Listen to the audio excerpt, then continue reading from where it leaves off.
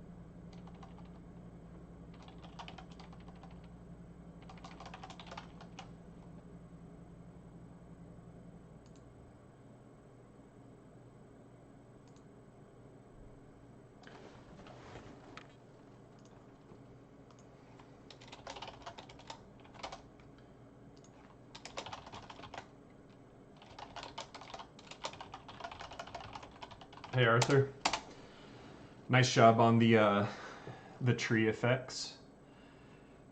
I'm gonna do my usual bounce around and then hopefully get started on either the gold skins or the blackout skins, and I'll probably let you guys vote on which one I do first. They both need to be in the game at launch anyway. I really need to get going on the trailer too. I might talk that through with whoever ends up in here and try to sort the kind of the shot list or the outline live a little bit with what I'm thinking. So first thing I'm going to check on is I'm just going to close out of the stuff I'm doing. I'm going to circle back to the duel stuff in a minute. So first things first, I'm going to look at the, is it status effects that has stun immunity in it? No, I think it's the abilities. So we have combo table, Kenshi ult combo, has stun immunity. Okay. That has stun immunity and so does the ult. So, I need to let Ajani know that.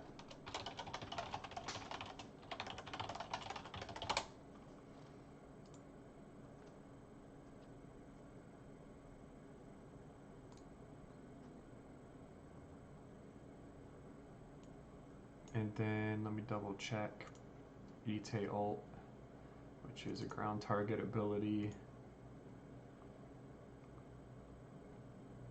And that does not have stun ability. That does not have stun immunity.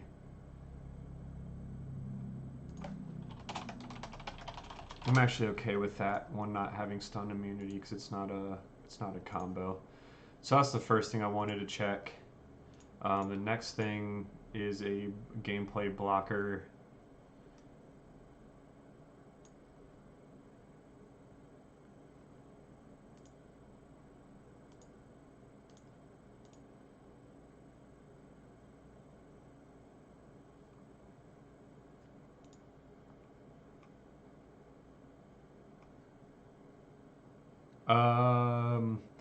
Not really, because it's 4K 60 lossless and I'd have to like generate proxies in Premiere, and the raw files are so big I can't even play them in like VLC or Windows Media Player. Like I literally, what I do, I drop all the shots from that I want to use in Premiere, have it generate proxies and go to bed, and then the next day I look through the shots. That's how I always do it because it takes forever. They're pretty crazy. So there's a pathing blocker in here that I need to fix. It's I don't even know what's causing this. or how this is possible. These like weird nav mesh.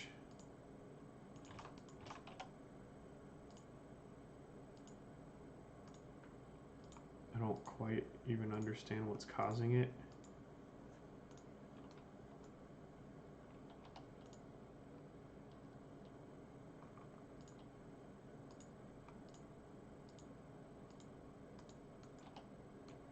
There's no other volumes or anything, and like I don't know why the shape's so weird. But it doesn't let bots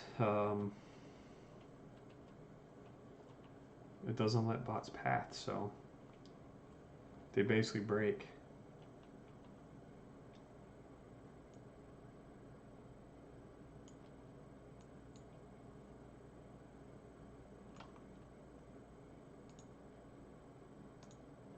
So is it something with this mesh's collision?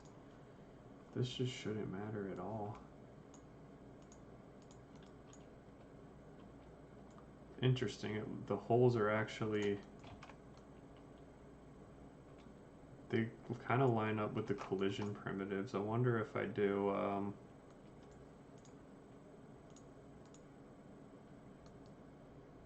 I wonder if I can do,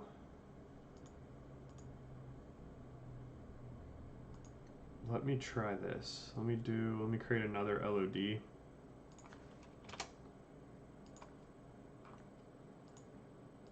This one's going to be like 0.002. Set this one to like 2. No, it's not.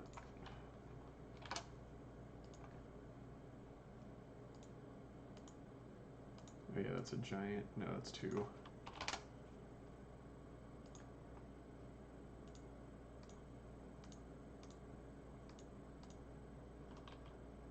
Nah, I can't use that.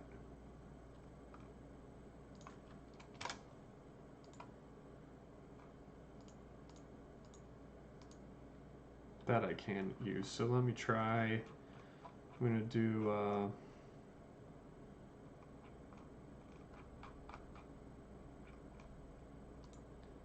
use complex as simple, and then I'll change LOD4 collision with LOD3.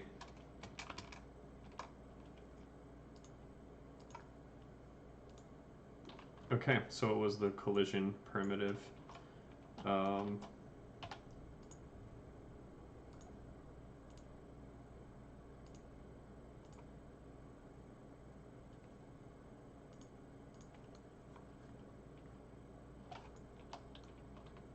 Wait, what the hell? Oh, because it has to build paths.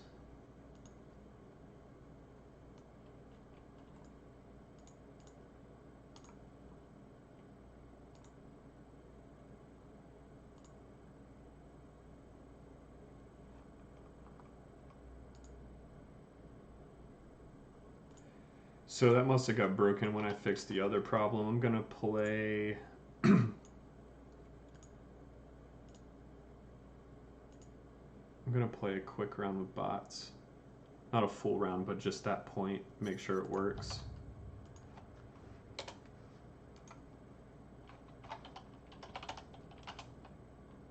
Let's do 10. Anyway, how's everybody doing tonight? Anyone new in here that hasn't been here before?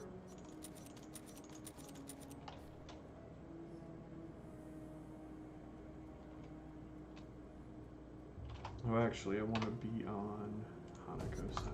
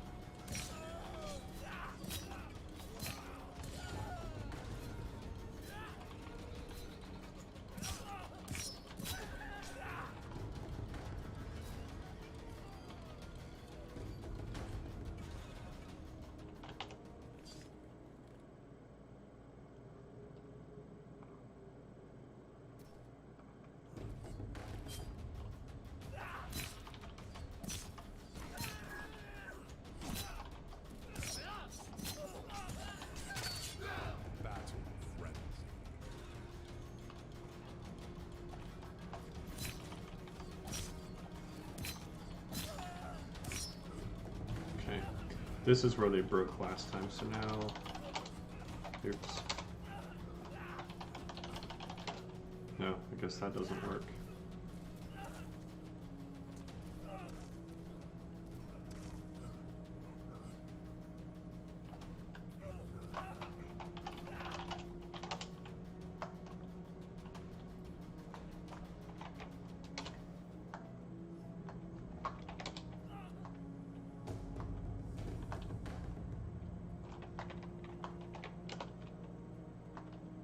Weird that there seems to be like a limit on that command.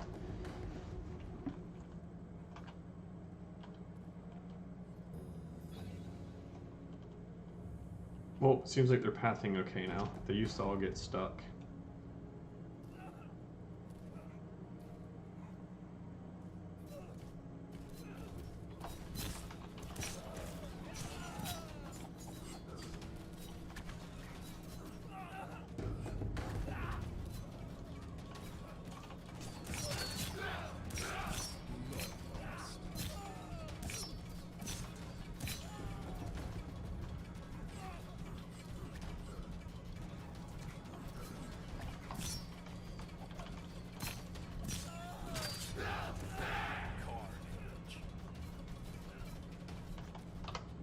Now I think I actually want to be on Yamai.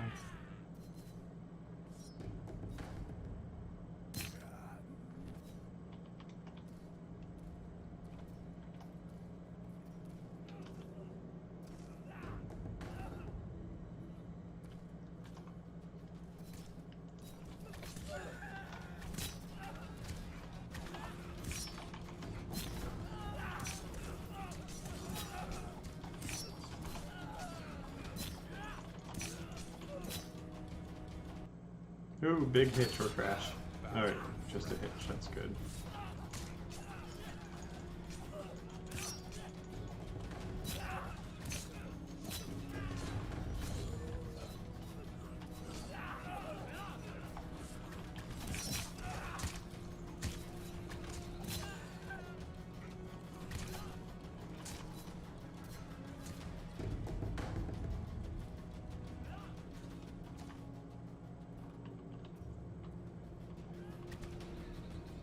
Okay, they seem to be pathing.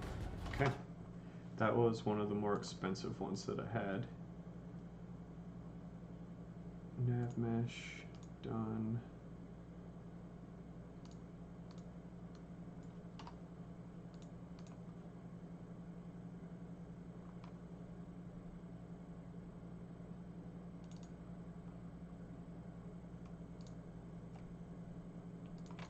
Let me submit that change.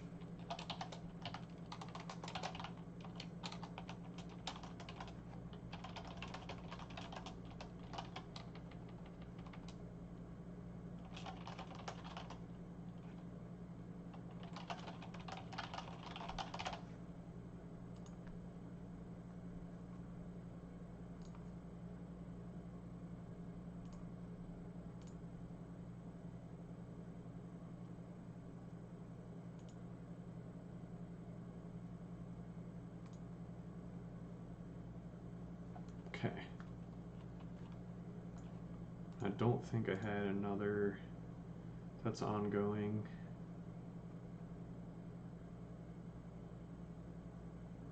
Okay. I think I'm good to go back to duel stuff now. So I'm going to take a look at a few different things.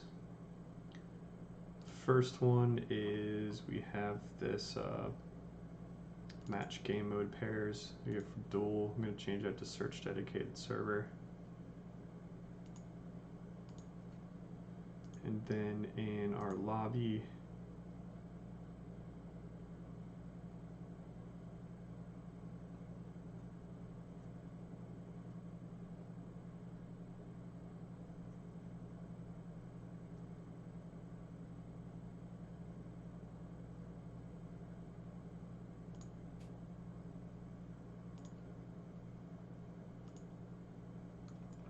which all of our lobby stuff is here. I need to do all servers. I think it does need to be all servers.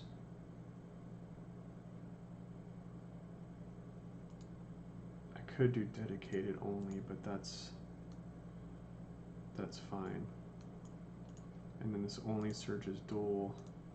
Ooh, this would never... Battle, siege, this should be CR. Am I missing one? No, these are like our main ones now. Is that the friendly name for all of our modes? I can't even remember. We do level game mode pairs and look at that just to make sure. Yeah, siege and CR.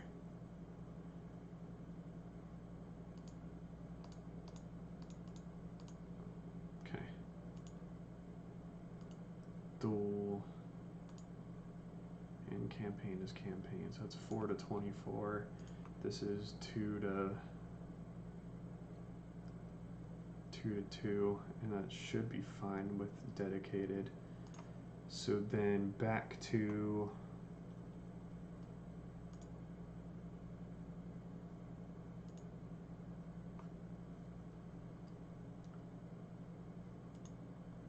let's see, end of match.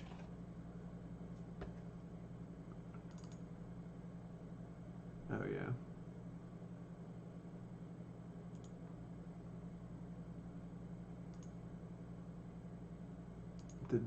The duel. It was in Widget, scoreboard, WB top players is where I added that new button. So this whole thing on matchmaking timer, really this thing should just never happen. If it can't find a new opponent, it would just go to the next match.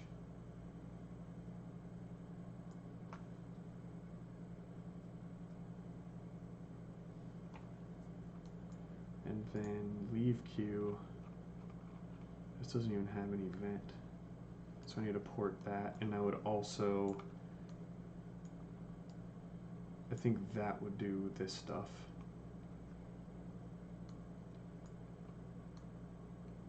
So this would quit at like 29,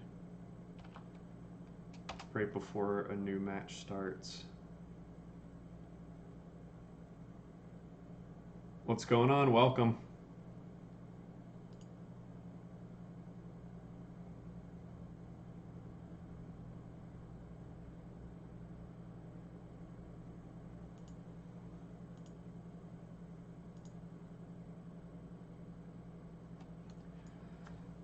All right.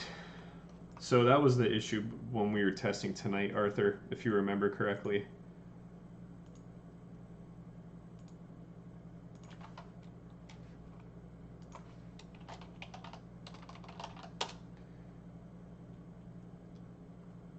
Ooh, that is most definitely not our most recent video. All right, so join the matchmaker, looks for a game, looks for duel. This is searching for all servers, so P2P is a possibility, but the original queuing is going to look for dedicated servers first. So in theory, that should save. Find empty server, that's fine because you kind of want one, actually.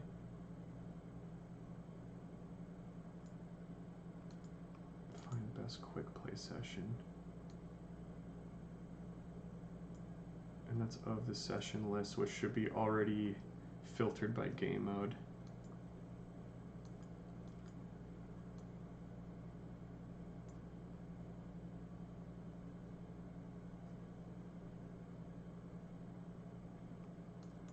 Yeah, our matchmaking thing is like hard to test because it's not like there's like thousands of us trying to use it at once, you know.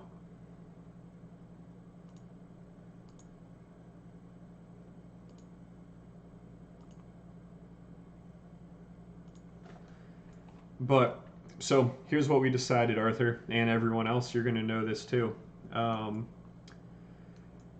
So we had duel mode in our game. We didn't really update it for years, and then when it came down to road mapping our release, we took it out. I don't think our player base knew that we took it out, And then they're like, hey, where's Duel? And we're like, yeah, that's not coming out. And I was surprised at the outcry. But I also really wanted in the game because I don't know how our game's going to do. And if should our player base be really small, at least Duel, you only need 2 people. In fact, tonight I organically got matched against someone not testing in the Duel queue. The first time it was even in the game for 2 seconds, we got an organic player in the Duel queue. So I really think it should be in the game. So I'm going to try to fix what I can, and we'll see how it goes.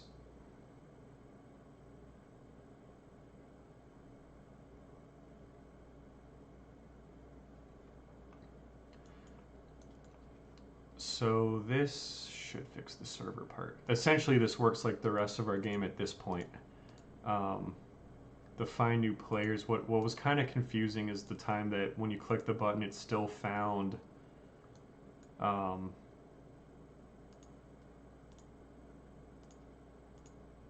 it got someone in a normal game. That was kind of confusing. On menu, leave queue. Okay, I need that. It's in here.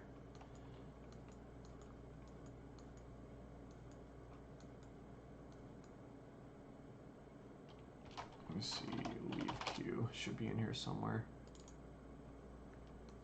Oh, there's just a leave queue macro. What's that? Okay. So I'm basically porting main menu functionality into this end of game screen. Yeah, I know. I should have done the little create event bindings instead. But when I made this, I didn't know that these things were a thing where you could just like pick a function. I just dragged the lines to the event because I'm a noob. Find best session. Why would it? So when this ends, it just tries to find. Oh, that's what was happening. This didn't have any filters, so it was just finding anything when the timer was up. That's what happened, and that makes me feel a lot better. So this crap doesn't matter. If you click leave queue, it's just going to cancel. I have this queue timer container. I'm going to hide this.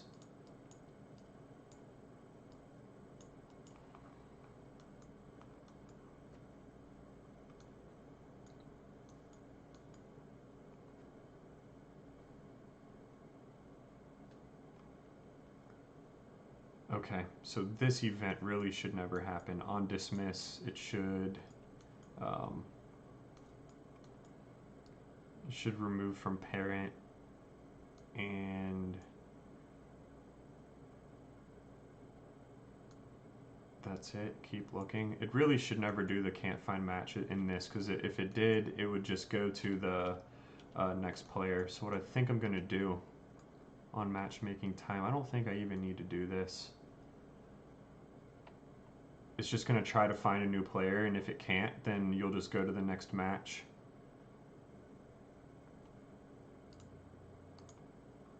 And it'll hopefully just keep you in that game.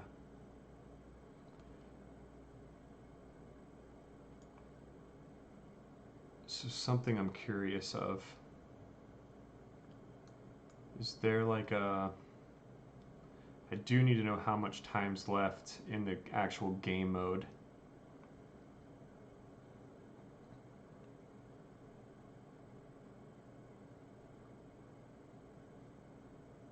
And there's another thing you need to look out for when you're working with blueprint game modes, where you can basically lock everyone out of the editor if you do something wrong.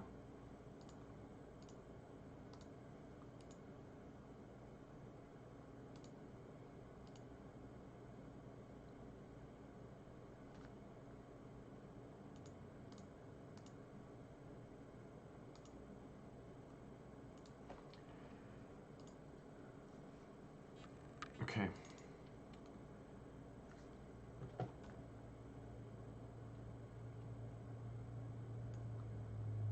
So I need the dual game mode now. Dual game. Or is it the game state that I was doing this thing in? Yeah, this is it. Waiting post match.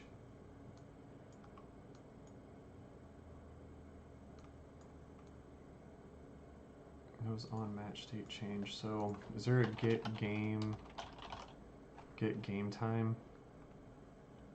Returns integer time for game. I wanted to know what this is at the end. Does it count down with that end time? Because I can use this to control the timer. Or I could do a binding when this hits 0 in here, or when this hits 1 to do a thing. No, our matchmaking is entirely custom through Steam API that we had a programmer do a long time ago, and he exposed a lot of nodes in Blueprint, and he set up all the stuff that's like in here, and then I just kind of duplicated it for different purposes. But I really don't have a great understanding of how it works under the hood, other than it's one of the only systems that I actually did a UML diagram for that showed like the logic of how it should work, which I'm kind of curious if I can find it easily and show you, because it took like 3 days to do the UML. I did not enjoy doing it. Oh yeah, here it is, found it.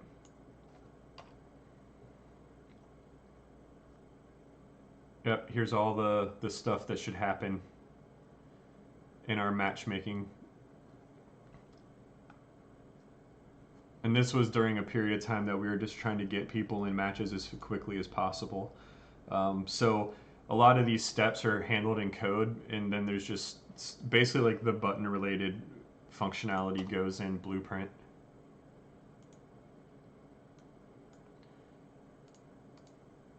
So time to go to Duel. Oh, I need to go to Mount Yari and fix another problem really quick. So there is a landscape rendering crash in this map, and I'm pretty sure I know exactly why. If I'm right, this has a weird. I was gonna say this must have like. It must be scaled like the Gifu one, but it's not. And that used to be a crash. What I'm gonna do though. I don't know if that's the actual real landscape it's supposed to be in the new Mount Yari screen.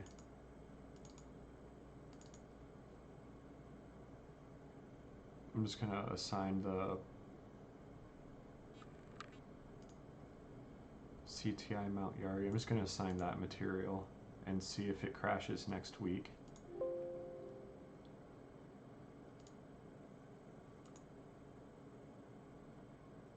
There might just be something in that old shader that broke all the things.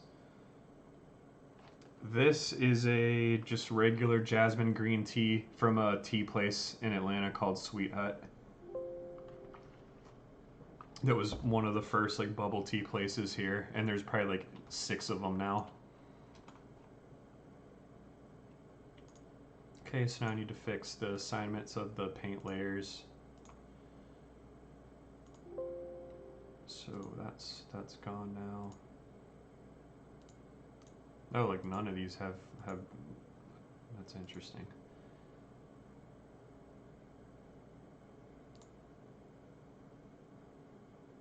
So that's shared.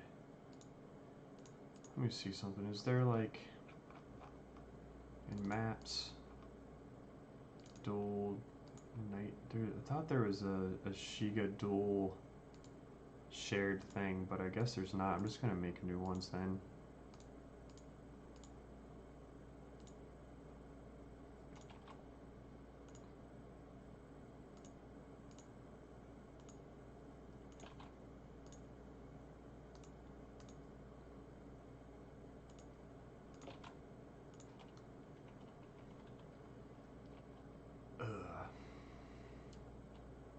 So basically where this path edge is, so here's what I'm gonna do. I don't like where that's assigned, but I want snow there, so I'm gonna export the path edge layer, and I'm gonna put clear. Then I'm gonna re-import that as the map for extra.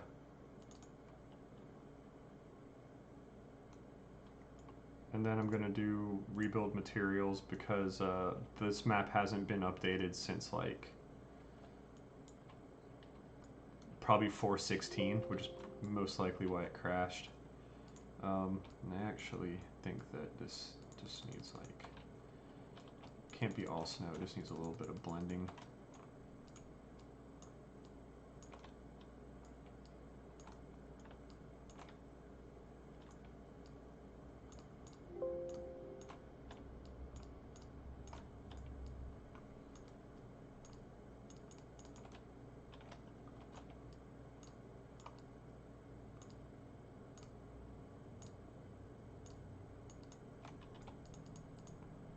Break up the tiling a little bit.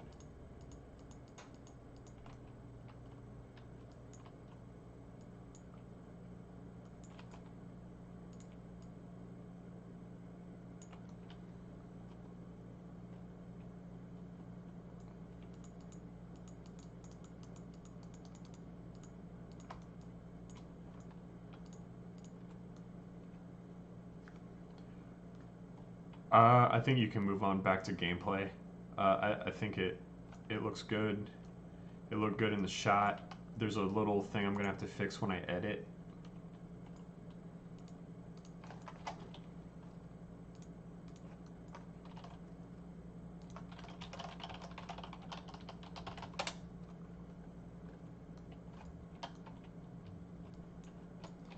But that has nothing to do with the effects.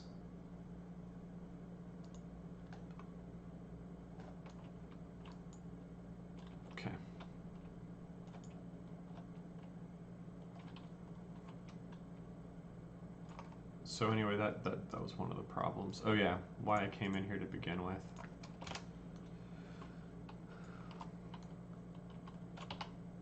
Which spawn point is this? This is 0. I need to make this the Yamai version.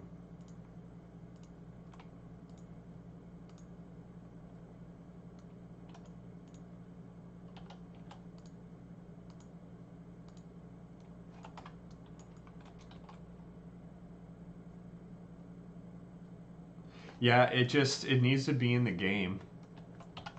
It just really does. I'm gonna have to make like a little gate thing that lets you like stay safe in here. That's gonna be a little bit of work, so you can like still buy skills normally. I'm gonna get to that in a second. I want to fix the logic flow here. Wednesday we're gonna do basically a pass fail if Duel stays in the game based on how that goes. I'm gonna change the servers over to Duel.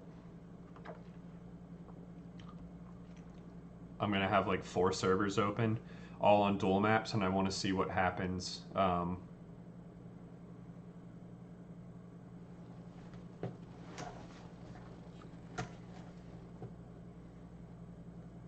So we'll see. So I'm gonna fix the bugs that I can fix here. Forget what I needed to go in game for. Oh yeah, to see if that timer works at the end.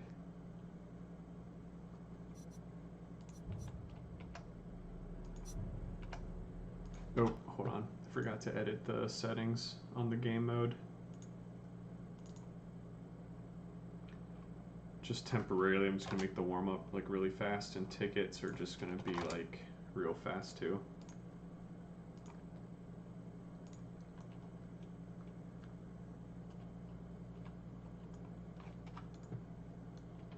This thing's tweaking out, are there like... There is a reflection capture in here, okay. That's surprising.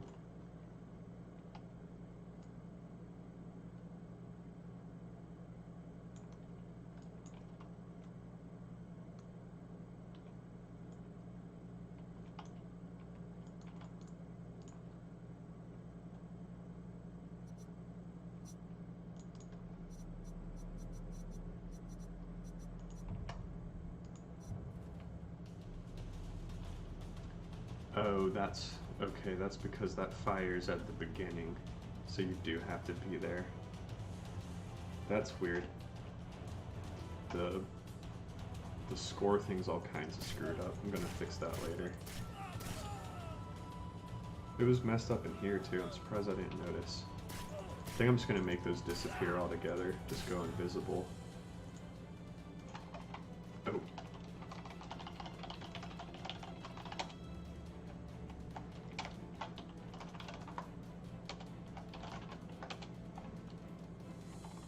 So I did get log output of 30, which I think is that end match time. So I think I can use that.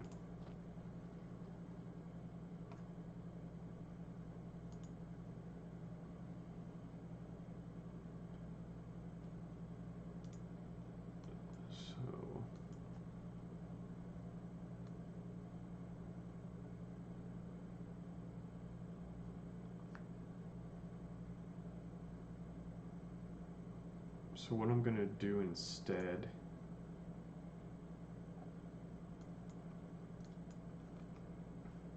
on this screen, I'm gonna start a timer.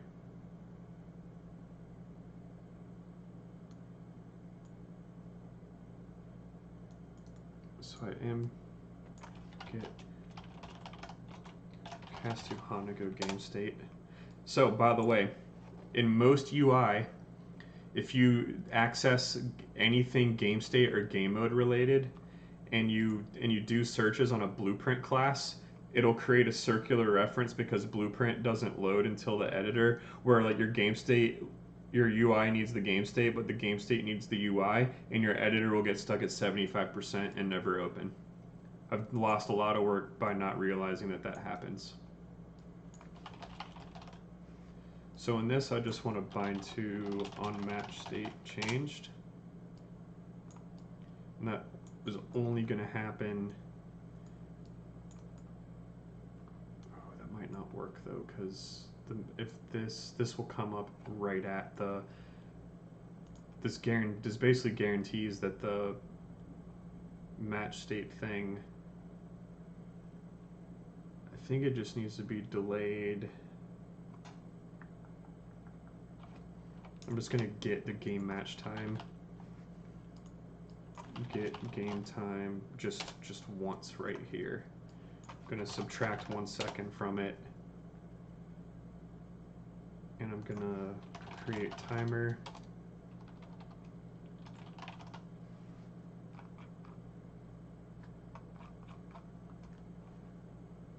Set timer by event.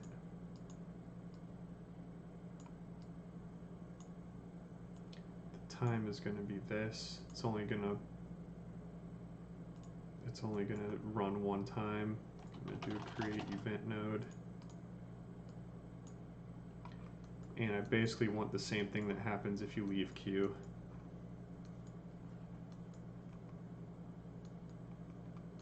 So what this will do is if you're searching for a new opponent, I want you to go to the next match if it can't find one in time.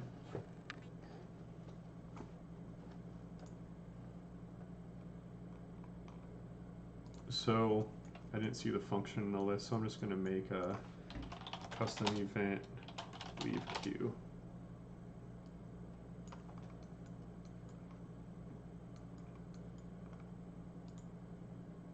And that'll just call leave queue 1 second before the match is over. And then this like post-match empty timer. I don't know if I want to end session or more than I just want to.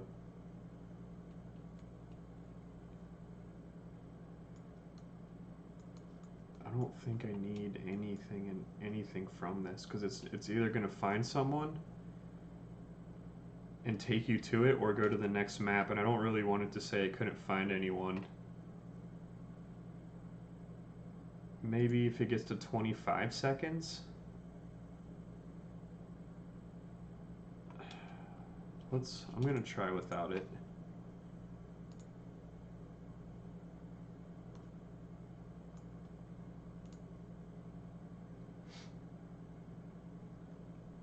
Okay, so the next thing is the HUD scoring stuff.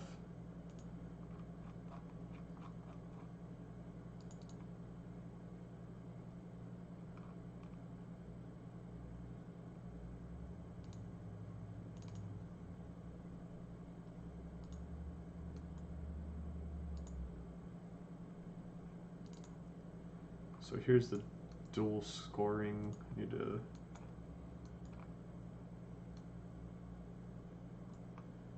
So I'm not even using that center thing anymore, set scores. So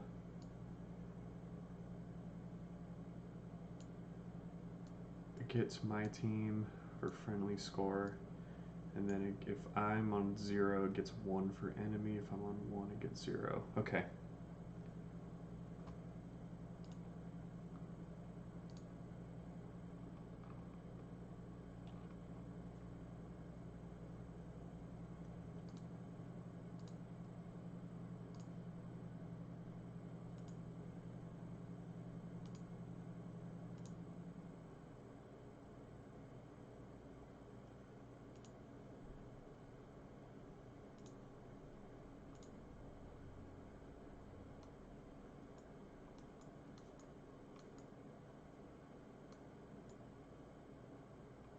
Update live images. Oh, so this just updates like every second.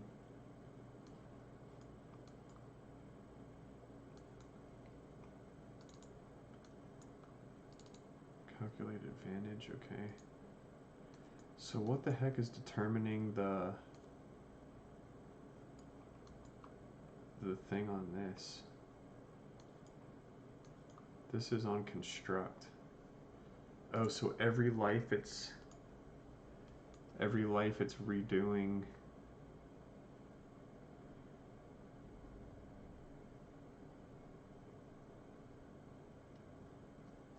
Okay.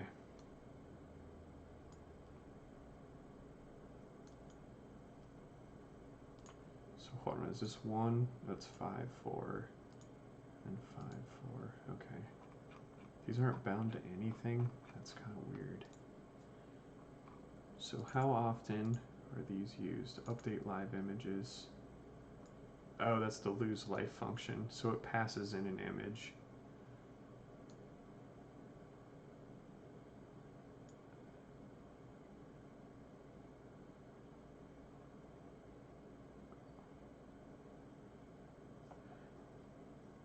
Okay. And then what is this supposed to do? Lose life. Oh, I get it. It doesn't actually, when you die, it reapplies the original HUD.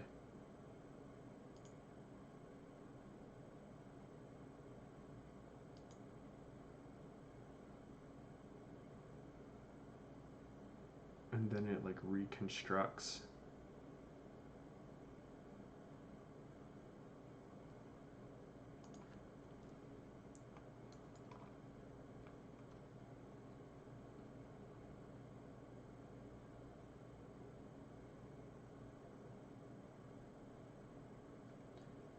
So what I think I need to do in reality, so where does this thing get called? Update lives and update lives. Oh, damn it, stupid right click. Okay, so that's on the, this is the thing that does it.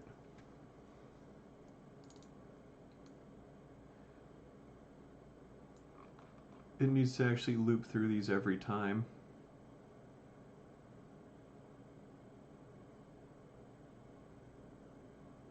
Because that's why it's not actually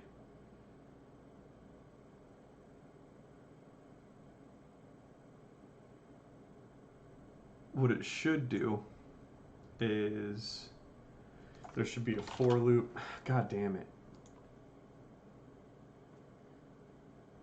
Yeah, there's something that makes just right click stops working.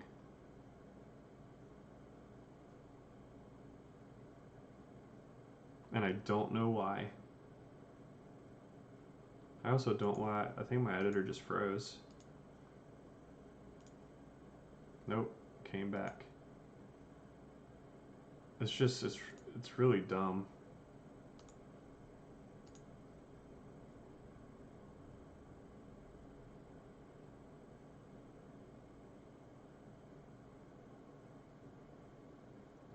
I don't know, I've never tried. I usually just restart.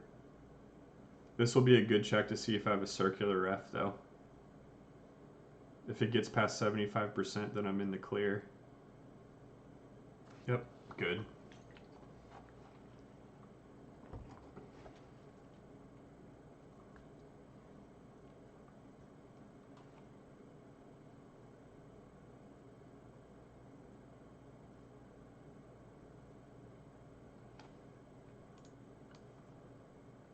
This is what I need.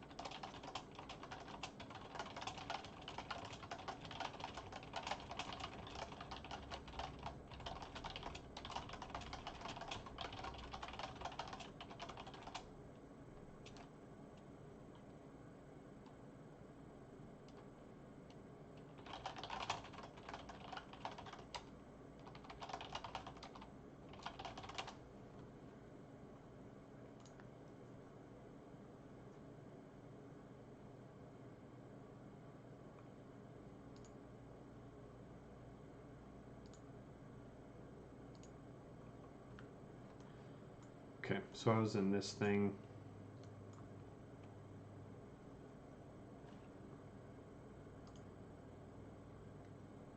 So in the update lives, what actually needs to happen, I need a for loop where last index is, so from 0 to,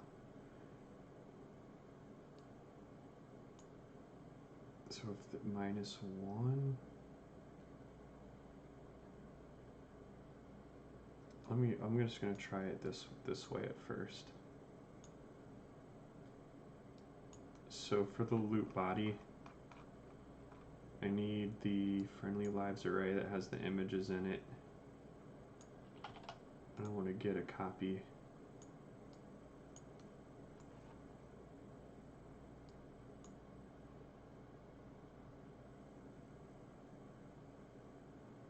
I'm not sure why I can't get a reference. I hate when it does that.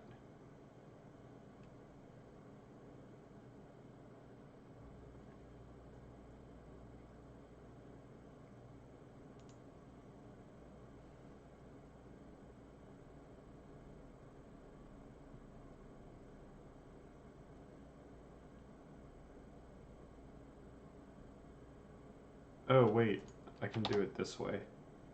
I can do, the last index is going to depend on the score. And then for each it's going to do lose life. I think this is backwards if I'm right. But I'm going to try it with friendly first. And then I'll do enemy if this is effective.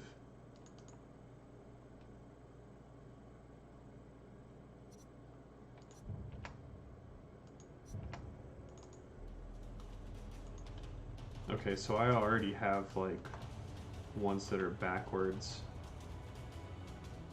Oh, I need to make it the full score limit. It's like getting confused.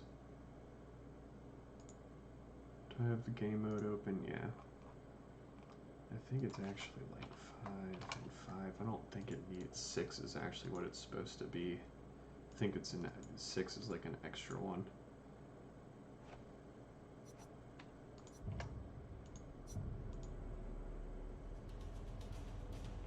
Okay, so that's not.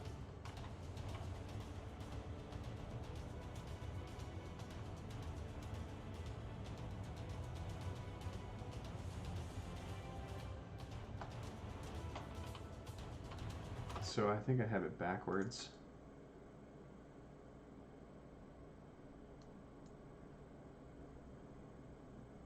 I want to see.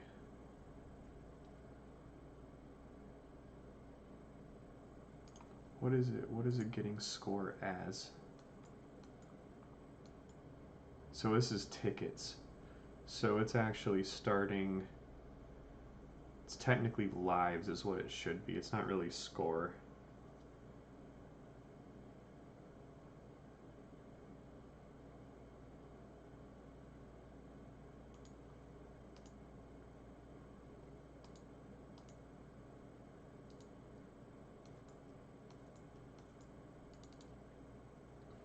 So basically, it does need to loop, but it actually is like the opposite of.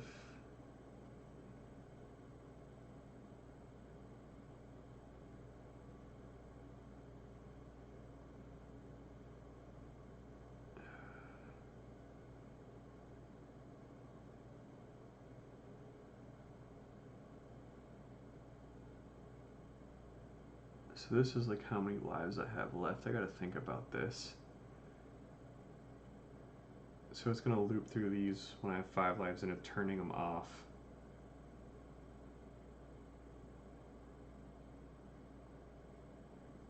And then this is gonna go down. I actually think if I reversed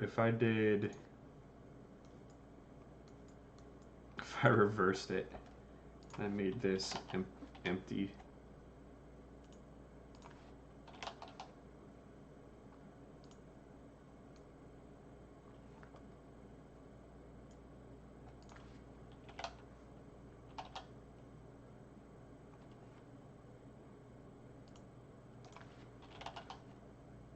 Empty. And I just made this like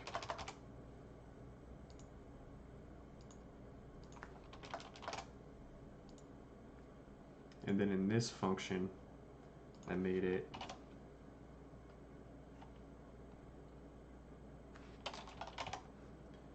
token Hanako, token Yamai,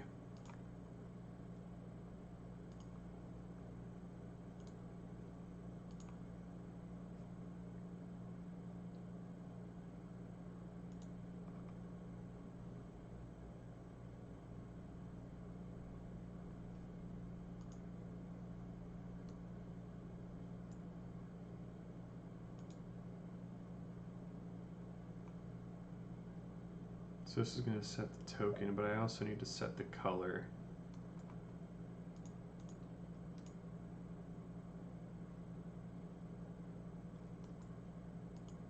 I'm going to make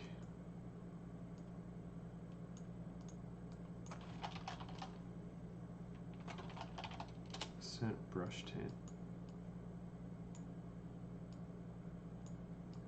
Yeah, I'll figure that out outside of the function. So basically in that lose life function, or sorry, the update lives images, I already have the team relativity. I know this is always friendly, so this can just be the friendly color,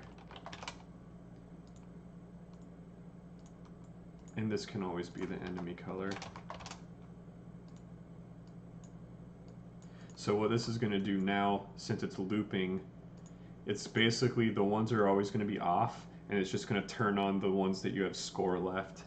It's kind of stupid, but if it works, I don't really care at this point.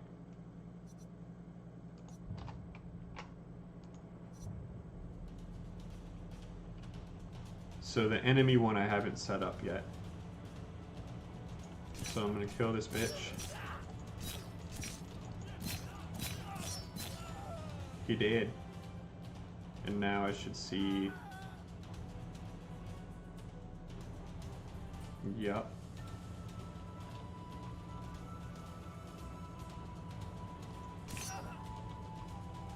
So I want to do something else too. I don't like that hitch. So what I'm going to do is I have this update widget. I'm going to do that at the very beginning.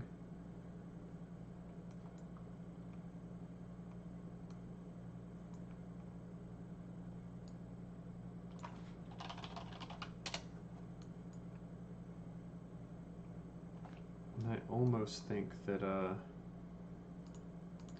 so that there's that 1 second delay that'll fix. And honestly, I'm gonna do this better.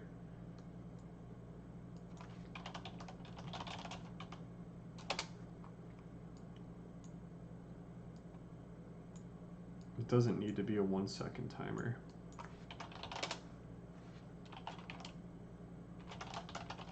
It just needs to be whenever scores change. So I'm going to nuke that.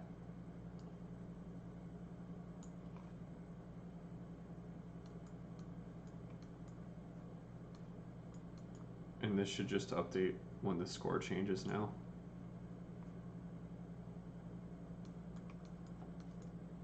And then this stupid ass timer just doesn't need to happen. I do want an initial update though. And now it doesn't have to tick every second when really it doesn't ever need to. Okay, so now it just didn't update at all, so yippee skippy.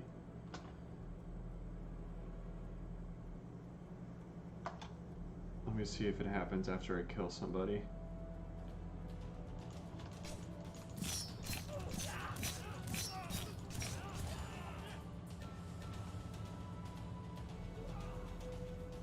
Okay, so mine updated, so it's almost like the initial update didn't happen. Oh, dumb. This changed. It's this should be the team score changed event now. And this doesn't matter because I don't use it. Actually, since I'm not using it, I can just have it as a separate function without the argument, so that would have worked too. Update widget. Now it should have an initial update that's correct, and then it'll update appropriately later.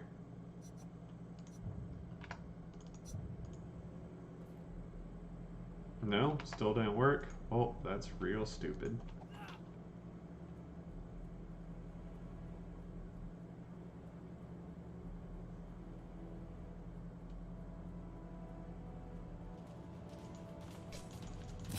I bet after killing him it'll fire off that delegate, and then, yep. So,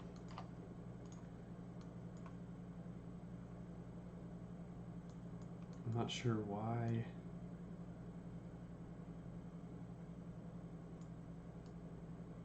All this wouldn't work. Oh, I bet it's a flow order thing. Cause this happens. Oh, it was getting replaced by this because I had it in the wrong order. Flow control.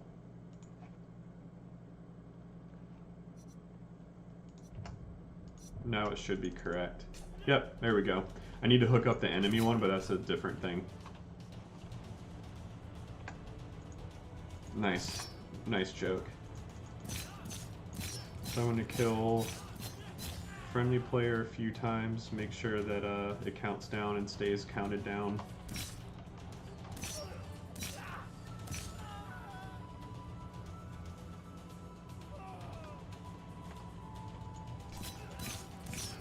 So wait, I see 3 gone on one screen, but only 2 gone on the other. Now I see 3 gone and only... Oh yeah, it dug, so I didn't hook up the enemy one right yet, and it's relative.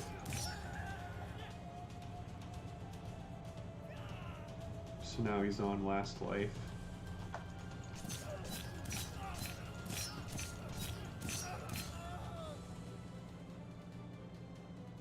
Yep. Okay, so let me hook up the enemy one. And then that'll be fixed. I didn't expect to have to do it this way, but whatever.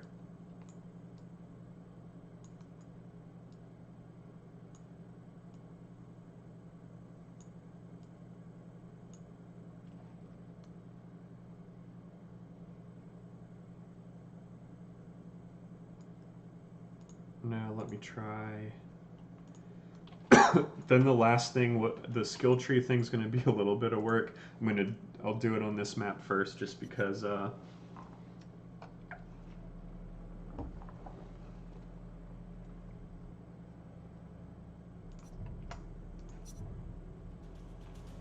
actually,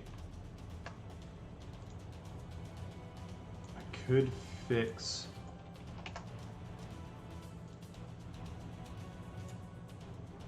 So, Arthur, let me ask you a question. Do you feel like players should have skill trees in this mode, or that if assuming the skill grant worked, that you should just be given a build?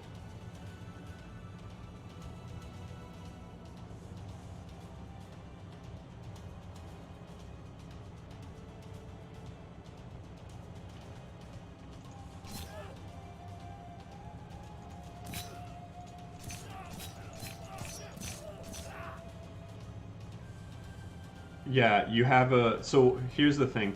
So right now, what I was giving players was like your three abilities in your ult, or sorry, three actives and then the dodge. What I could do is I have a gate around the character at the beginning of matches for like 10 seconds. It lets you pick your build, and when the match starts, you're vulnerable. But it would start the same way that it starts now. I would just have to like protect the character for a period of time. And it would only be at the beginning of matches. Like once the duel starts, if you want to respec at spawn, like you're vulnerable.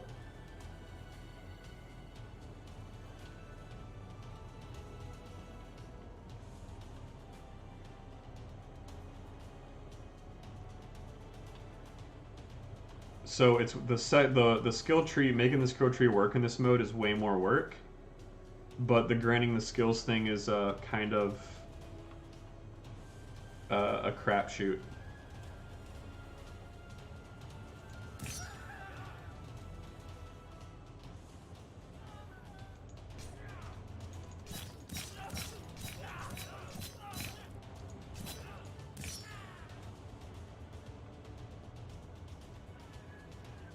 Okay, so the enemy score one is not working at all.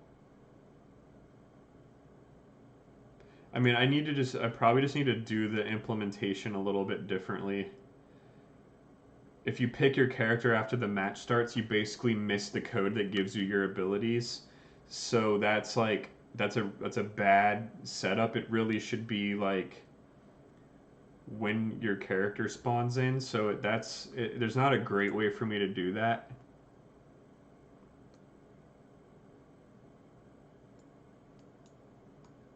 So why is this one so screwed up?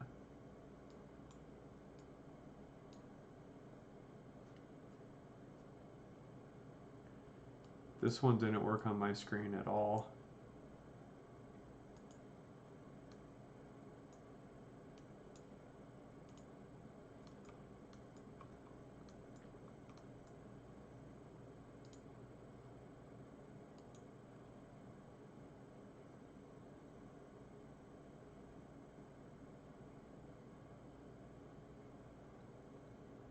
So enemy score, if I'm on 0, then I want Yamai. If I'm on Yamai, I want Hanako. That's the enemy score. Okay, so why wouldn't it work here?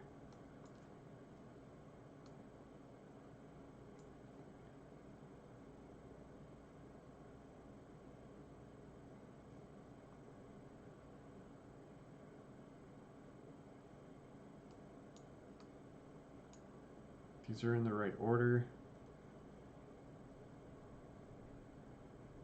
The colors are set the same even.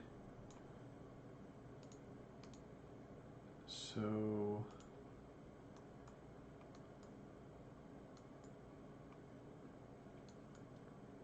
is it because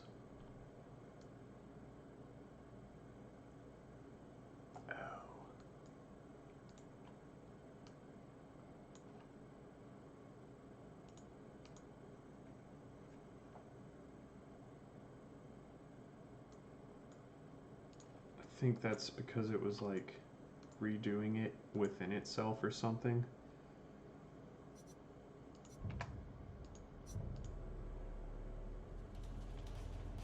Okay, so I'm gonna kill this dude.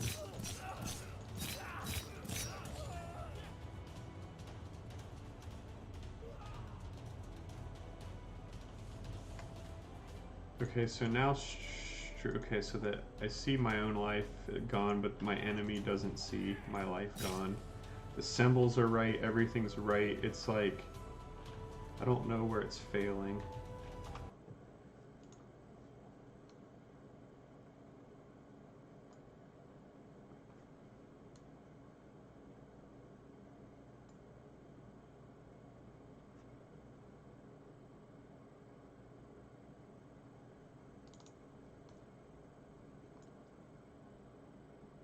Yeah, these are made the exact same way. I already know Yamai's the enemy ones no matter what.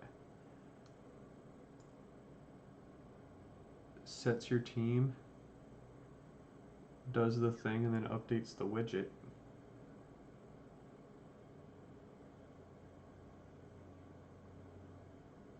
Is it because score change? Is it because like both players aren't bound to that? Oh, it's probably on like only your team's score change, not like any score changed. God, networking is frustrating. On team score, ticket change. Well, unfortunately, I'm gonna have to do it the timer way again.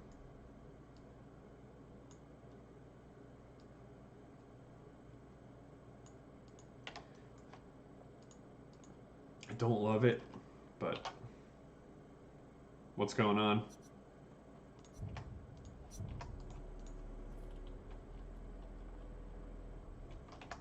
Oh, I gotta run over to the other side.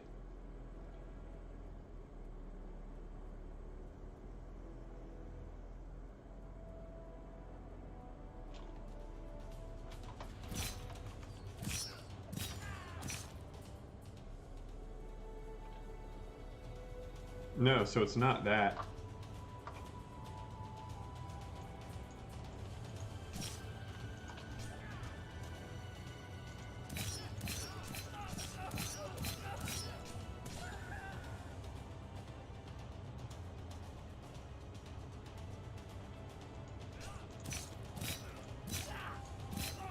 Okay. So the enemy one just straight up does not work.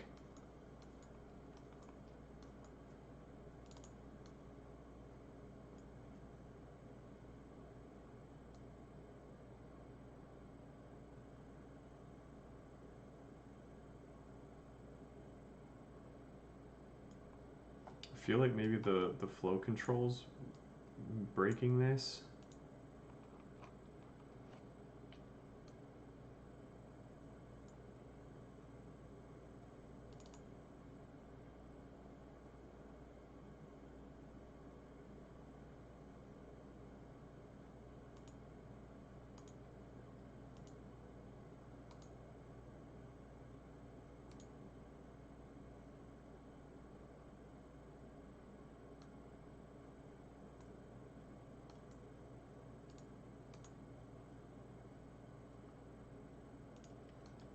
Sequences nested in functions might cause problems.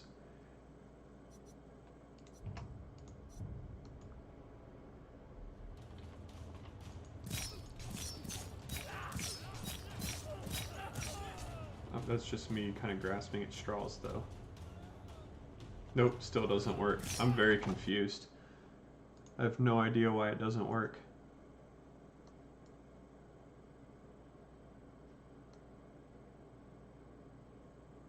It's literally the exact same. It works.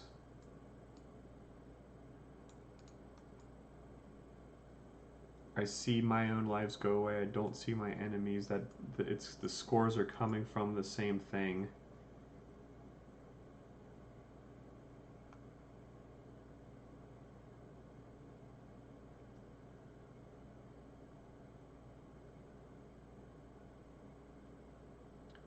Well, time to debug.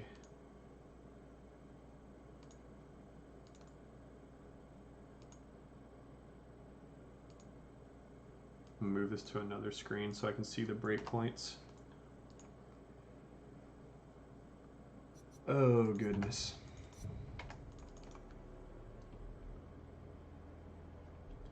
So enemy scores 5.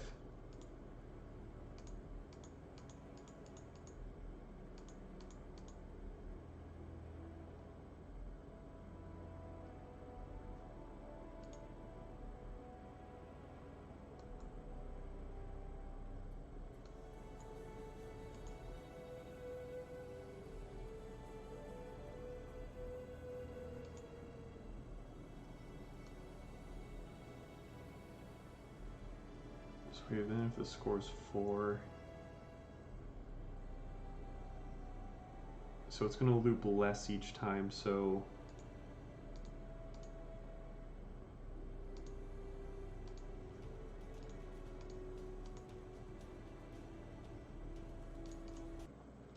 I still don't understand.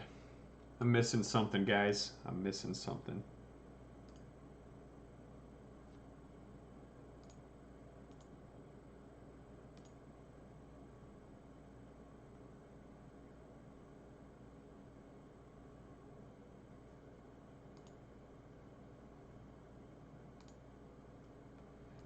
What's really confusing is it's literally the same logic. Like the logic for this is the exact same.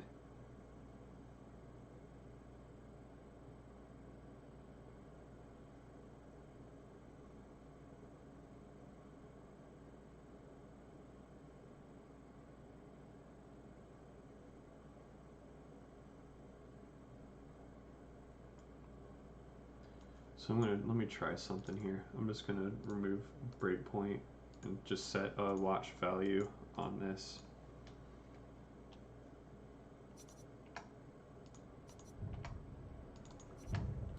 So on client 0, it's 4. I'm gonna kill enemy.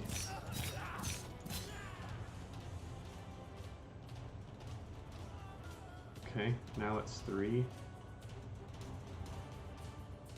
Okay.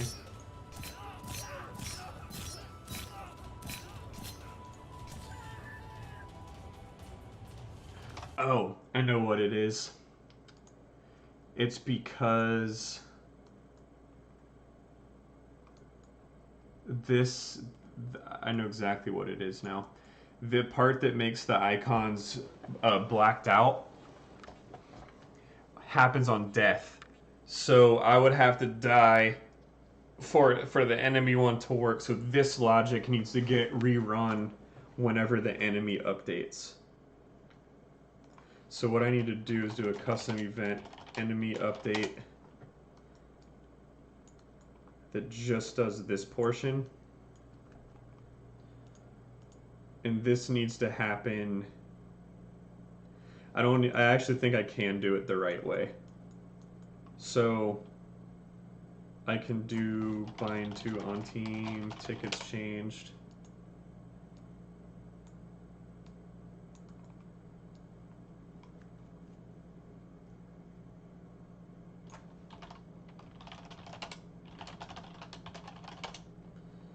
Okay, I can do this. I'm gonna leave update widget because I do call that just to get rid of that weirdness. So this is enemy update. And what needs to happen is in this update live images, I actually can do I can use flow control. But what needs to happen is enemy update. I need to do the enemy update first, then the right ones will get brought back.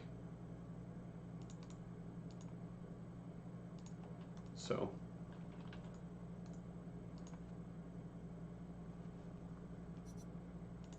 logic. That's why, because the other part was only happening on the initialization of the thing. And bam, there we go. Fixed it.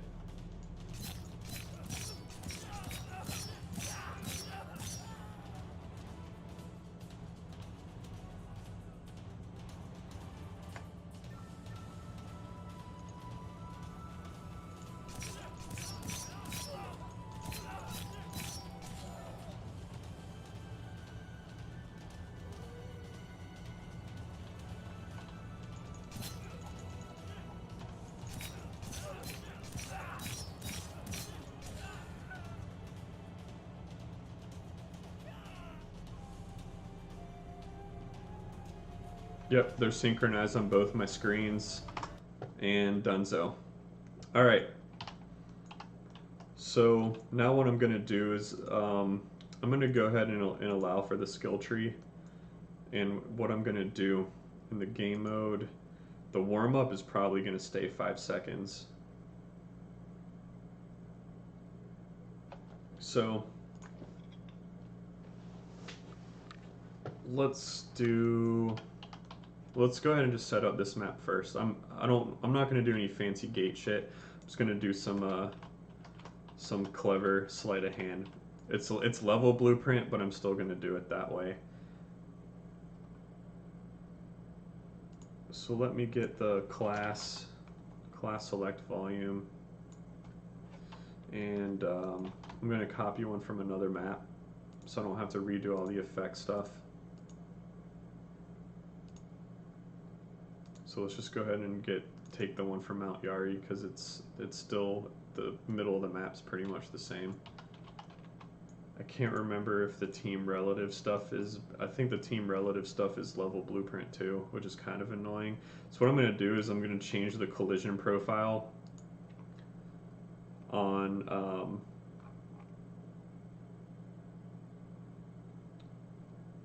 this to block pawn on a timer, and then it'll just switch back to overlap pawn. Or really it's just going to switch to query, and it'll switch this to overlap. So I'm going to copy that, and I also want to see what I'm doing on this for level blueprint, just to make sure. I think I have a function.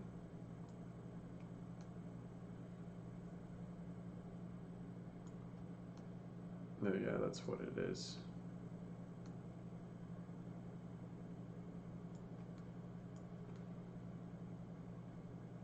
So I'm gonna copy this into Notepad so I don't have to reopen this map twice. I forgot that this needs to go in like every map.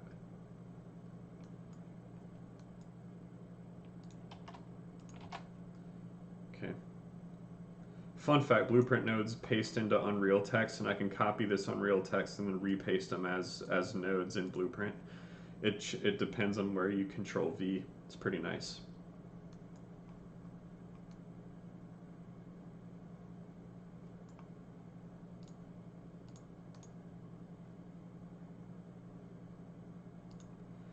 So the first thing I need to do is in BP Hud Duel,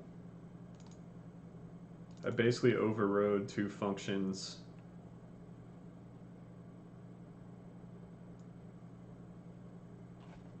I overrode functions that let you use the skill tree. Don't want that. I want you to just be able to use the skill tree. So, oops, I never repasted the class volume.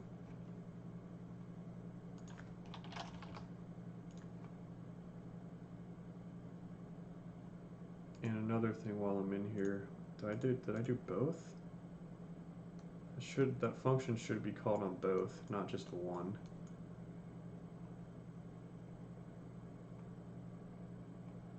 That might be a bug. Might have forgot to do it in other matches. Let me see what it looks like in here.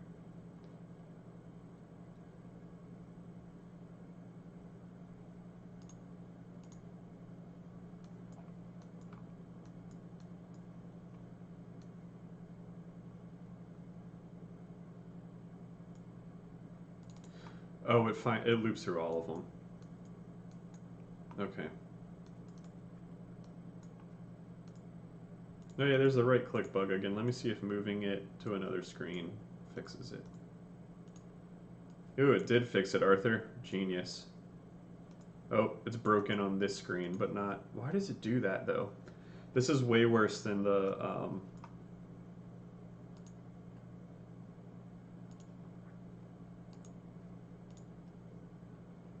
Might as well just fucking reopen now.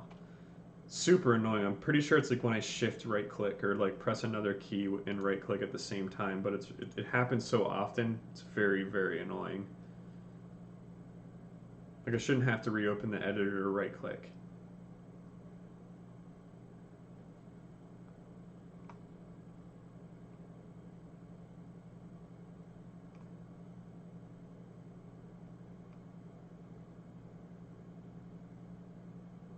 This particular one came up in 426. I don't remember it before. And honestly, I don't even remember it until the last video driver update that I did. Which is weird.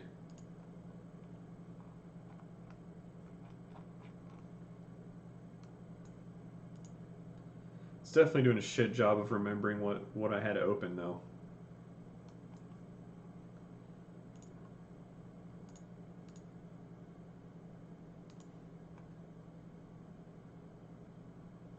So I might just install new drivers in a little bit.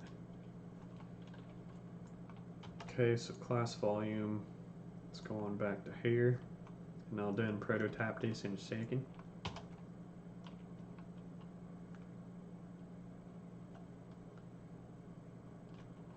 So this probably went over Chonder.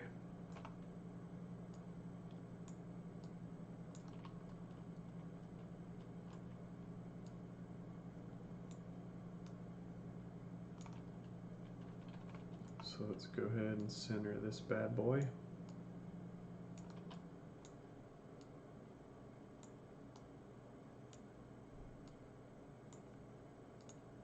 Let's go ahead and just reset it back.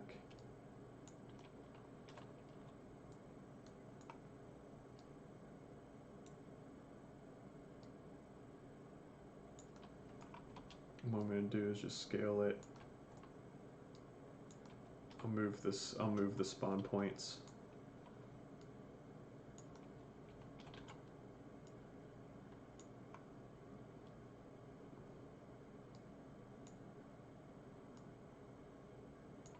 And then I want this to be like scaled up so players can't jump in it. The brush is the main reason. I don't really give a shit about the particle thing. It annoys me how slow this updates now.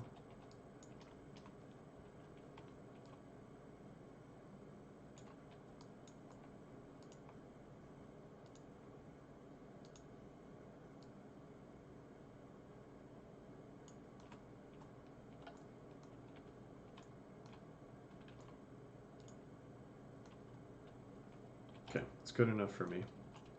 So I'm just going to set up all this stuff now. So I'm going to copy this again. Event begin play. I only need one of them because it'll find the rest. That'll fix the class colors thing. So then what I also need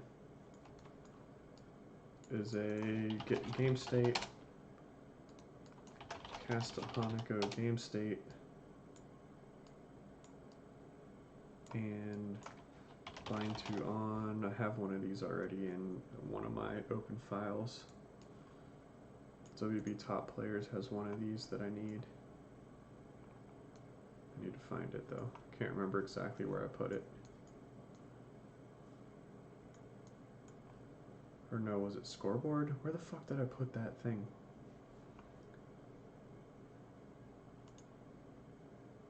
It was the bind on match state thing.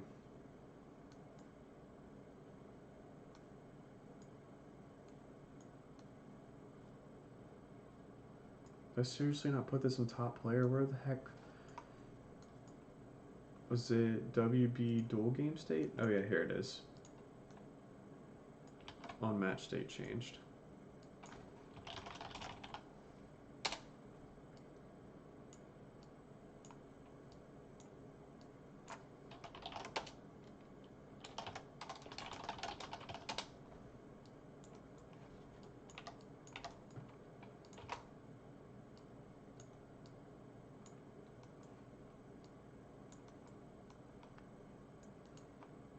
So when the match starts, I'm going to delay. Well, first what I need to do is I need a class select volume,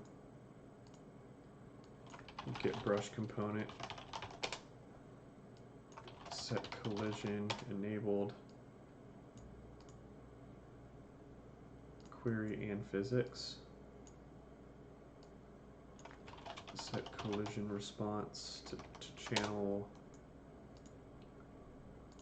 pawn, block all.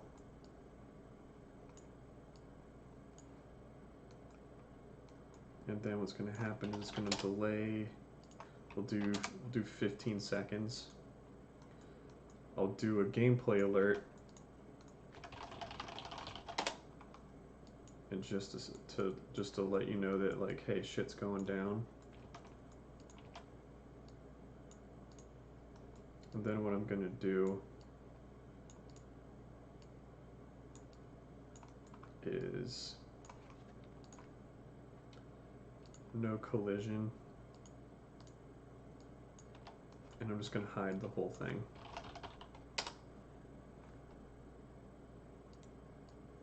And the reason for that is because you can't change class or anything after. So just for testing, that's fine.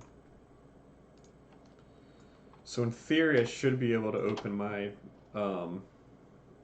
skill tree now.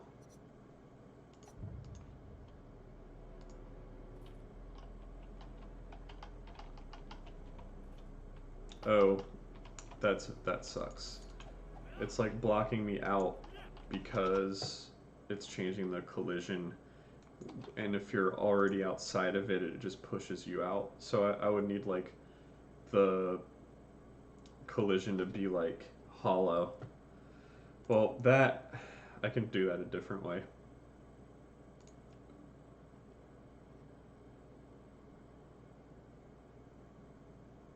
So that's fine. So this is gonna just like, I'm just gonna have a volume. I think what I'm gonna do is just to add a brush component to the class volume and just use this in all the dual maps that it just turns off. So what I'll do is I'll add, can I add another brush component?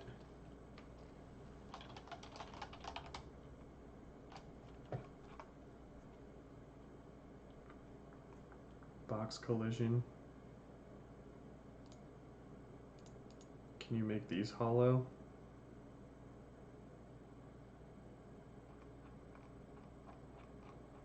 No. Well, that's a pain in the ass.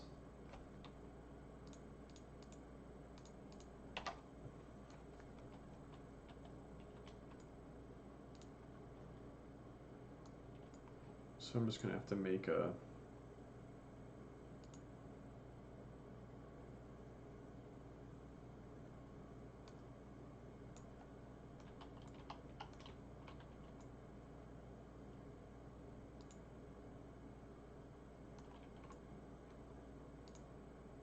so this really should be a blocking volume, and it's hollow.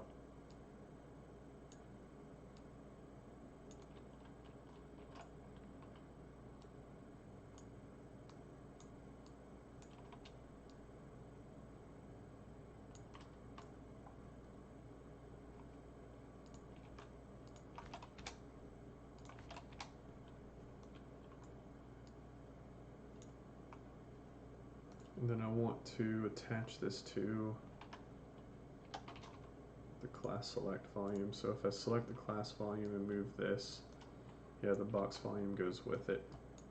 So then this box volume is going to be set to custom, ignore everything, block pawns, block projectile weapons, ET abilities, and Hanako weapons. So they can't shoot people through it, you're protected.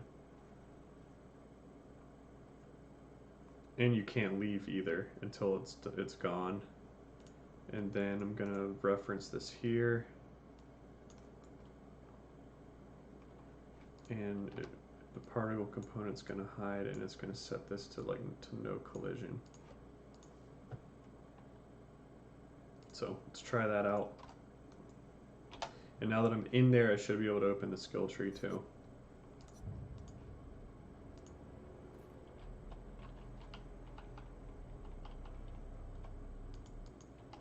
So something's blocking the skill tree opening in this mode.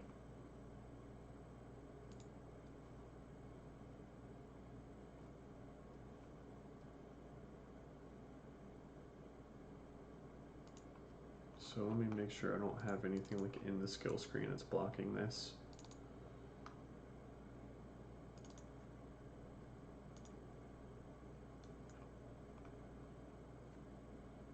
Okay, using controller, that's fine, that's fine,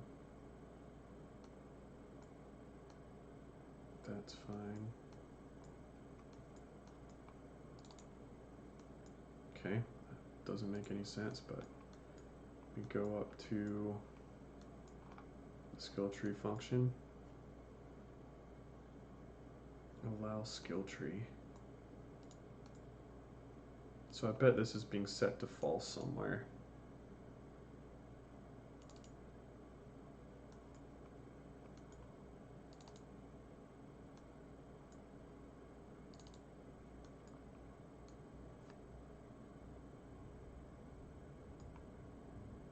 So I need all the places that allow skill tree are set. There has to be somewhere outside of these that it's setting it to false.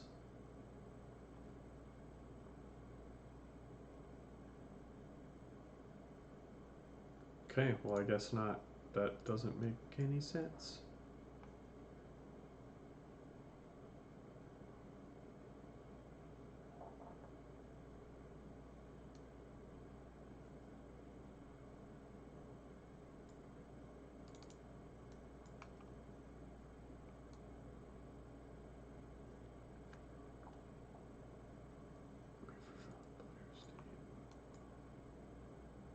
Okay, the ticket counters for battle.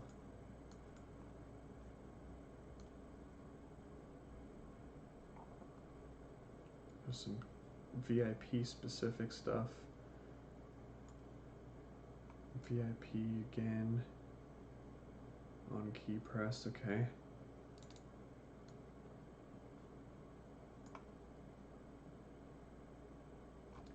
So I need to, the other thing I need to look at in here is HUD.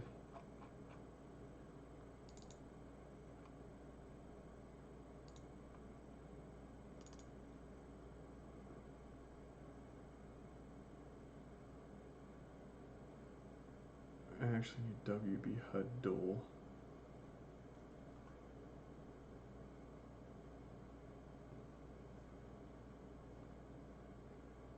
Oh, I had that open already.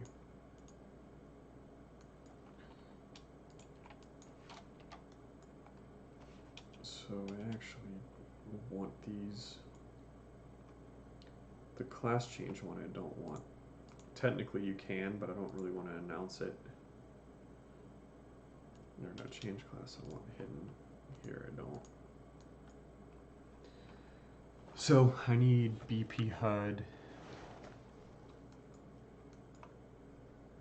I think there was like somewhere else that I was doing,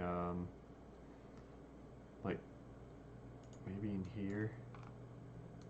No, that's not where. Maybe in the game state.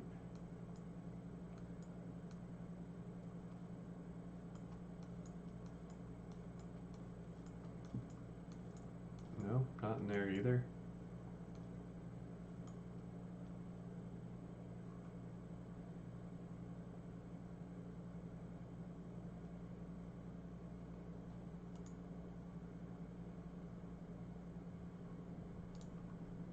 Let me check in BP HUD Duel. Nope, it's nothing in here. I already looked, nothing in here.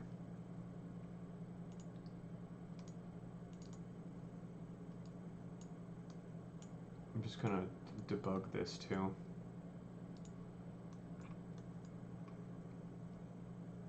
So post match it disables skill tree. Match in progress it allows it. And there's nothing game mode specific about it.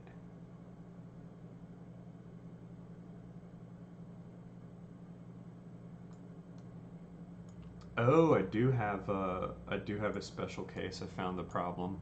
I do have a special case right here.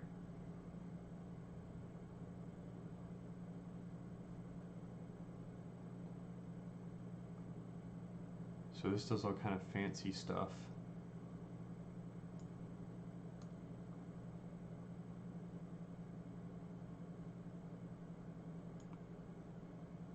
So if it's not dual game, do all this stuff. So it just needs to do that.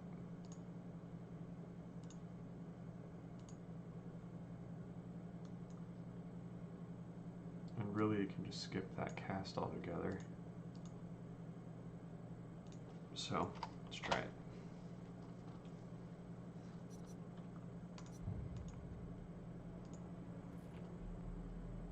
Okay, so I can't get out, and I have a skill tree. It wouldn't let me buy anything, which is kind of weird, but I'm gonna check that out in a second too. So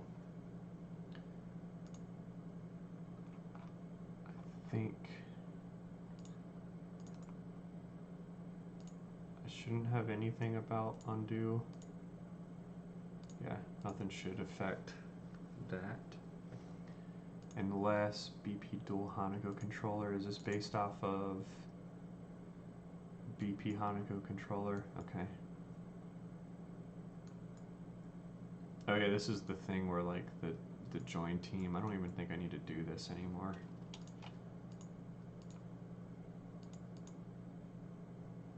I think it'll like just be right now.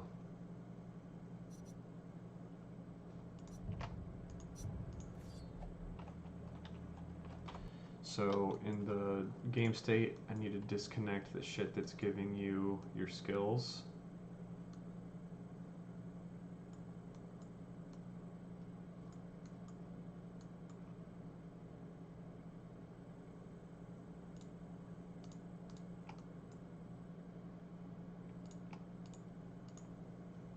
And hopefully this will let you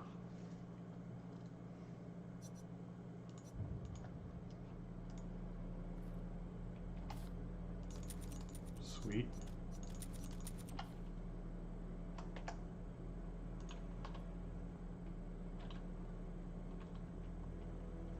So then after 15, this should hide and now I should be able to run.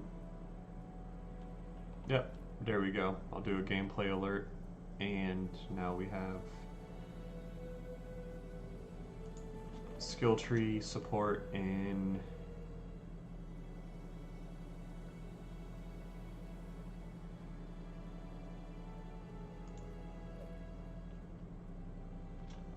oh, it still actually works. I need to disable the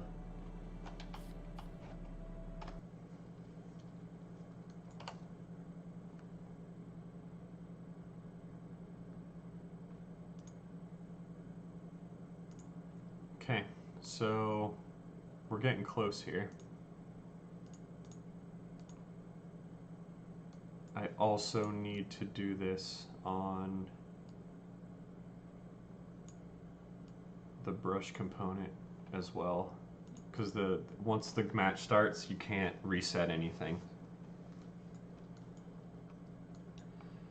And then for this one, let me take a look at my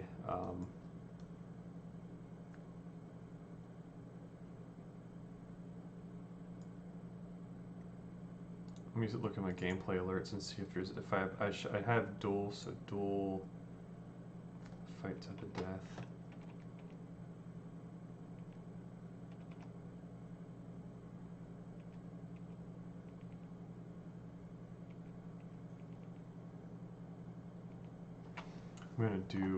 I'm gonna make a new one. It's not too bad. I'm pulling a very product owner move, and I'm trying to force a feature in that I think needs to be in the game that's not scoped. Usually I'm pretty good about it, but not this time. Duel mode needs to be in a melee game.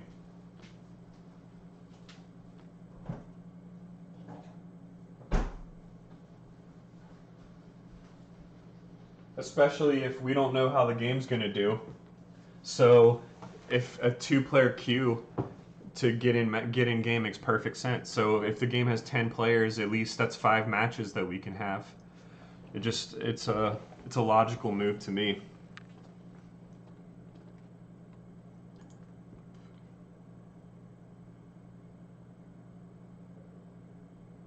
So what I'm gonna do, let's see.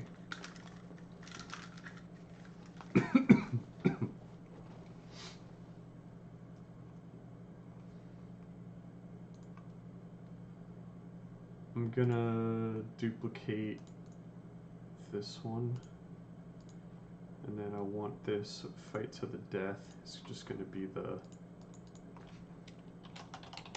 it's gonna be called Duel Start.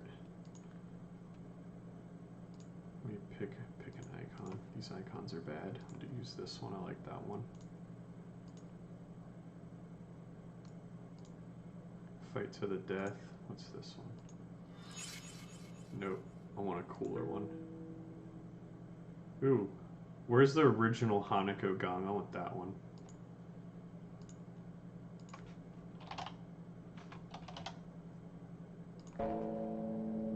Approach the...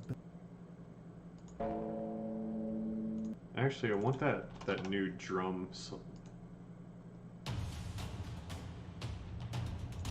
No.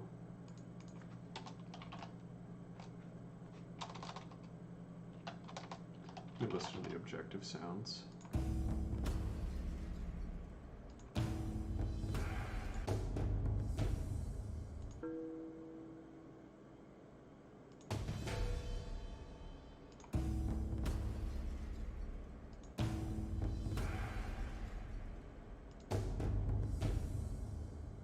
Yeah, that's the right one to use for it.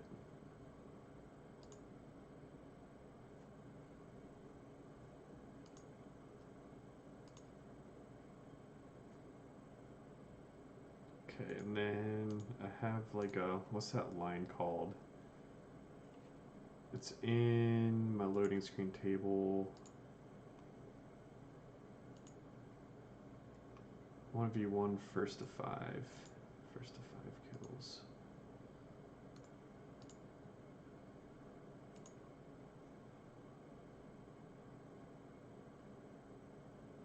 This is starting to look like my Chrome.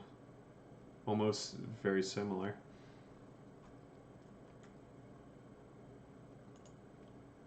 Okay. So let me grab these two things. Take them over here to the Yamai side.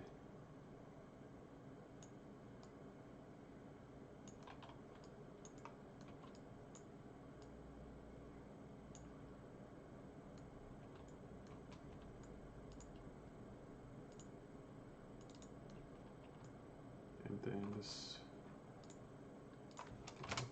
17-1.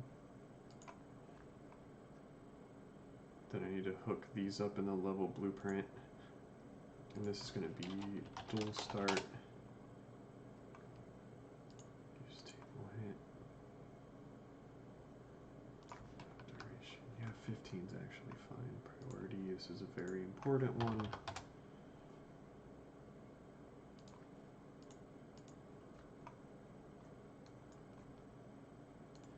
So I need class select.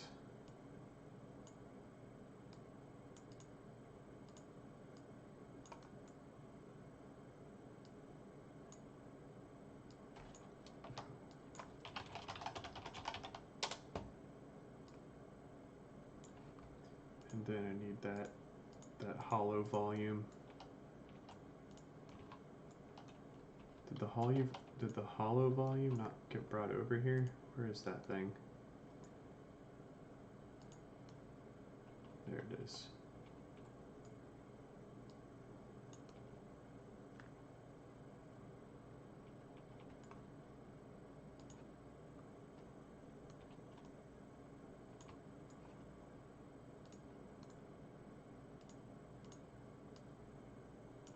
I'm really glad this function is like a multicast on the server, because I wasn't sure it was going to replicate and I'd have to do some stupidity to control the collision, but it works great. So There's one thing I do need to test that I should have tested before I did this.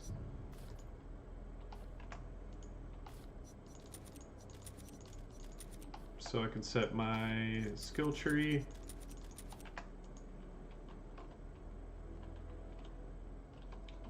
When this disappears, there should be an alert. The alert didn't work, that's surprising.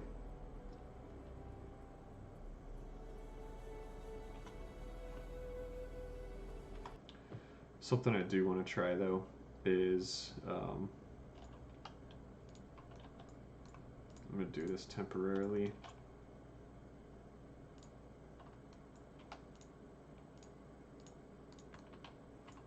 I'm just going to move these out just for a second because I want to see if I can still do damage to them and cheat.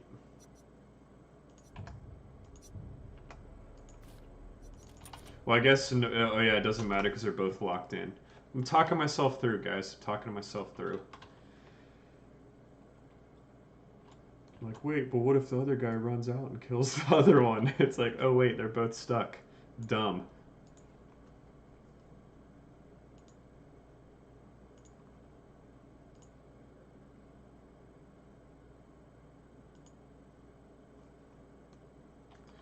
Okay. So skill trees work. I need to add this to the other duel maps, but it works pretty good.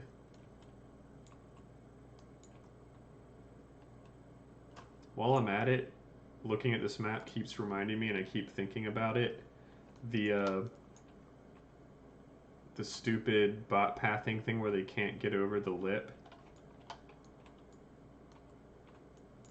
Can't remember if it's, I think it's this one on the other side. It's like, yeah, it's stupid.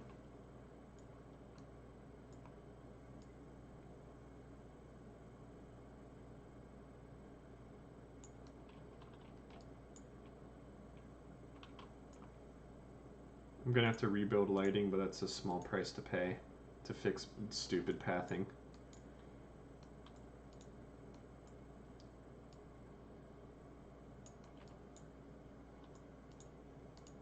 Oh, is it a mesh under this? Or just landscape? If it's just landscape, I don't care.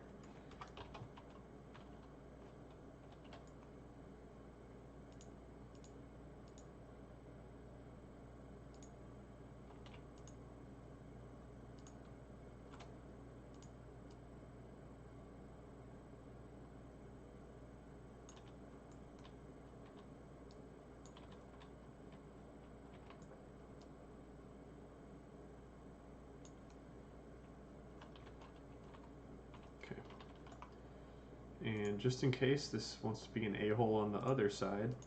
Oh my god, the bug. I didn't even do anything.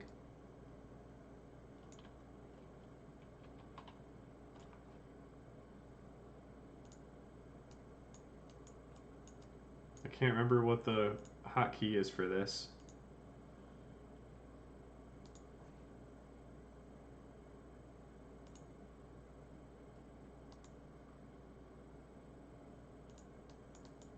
No, is it shift 1? Yep, okay, sweet. Hotkeys work, oh my god. This is so annoying. Alright, well, you get your way, editor. You win. You win. Don't click too fast. I am updating graphics drivers as soon as I'm off stream before I go to bed because this is freaking annoying. What sucks though is half the driver updates that I do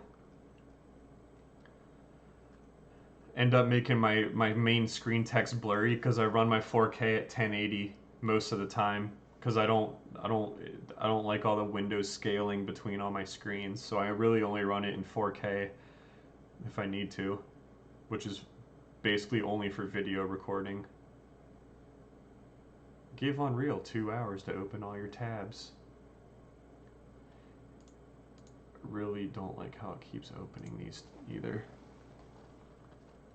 Yeah, it's gonna do something.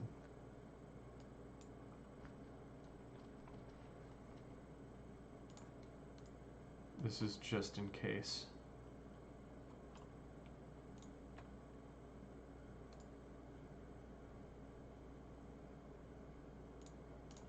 I need this and this. Where's walkable slope? Increase. Let's do 60 degrees on that mesh. So if they do get stuck, they'll just go over it.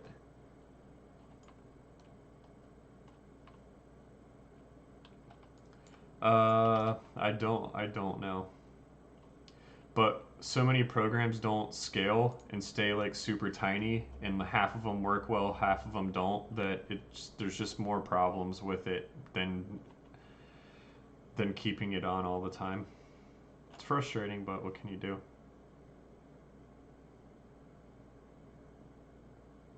I'll just go ahead and get the rebuild out of the way.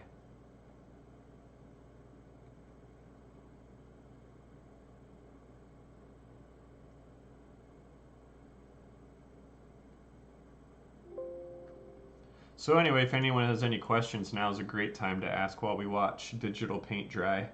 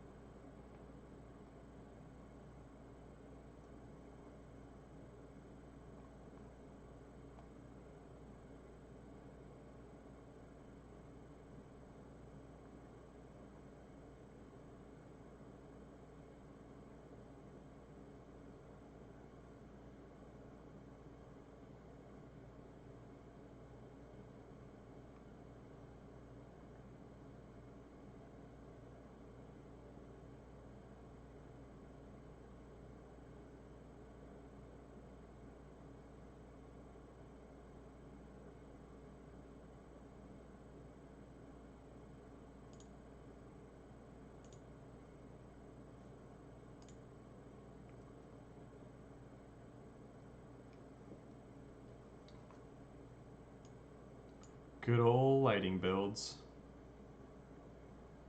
Why is it stuck at this percentage? It should start speeding up in a second. It must be on like the landscape or something.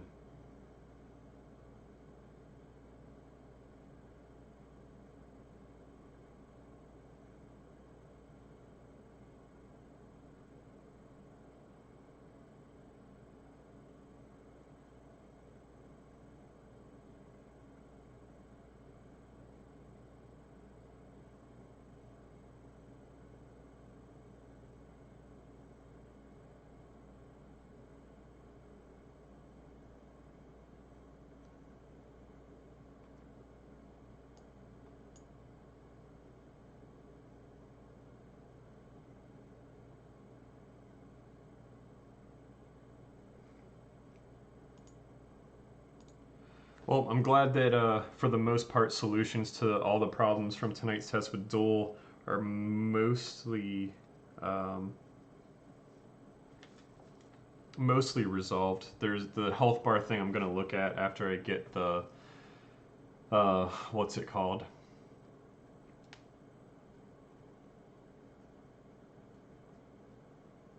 That was kind of an odd thing. But who knows, I might be doing some kind of game mode specific filtering too, which doesn't make any sense, but I almost think it would be cool to not see your enemy's health bar in duel mode. Like, you just have to fight. I mean, you can tell from their material and other stuff, but it would be kind of cool if you couldn't see their health and armor. thoughts on that idea?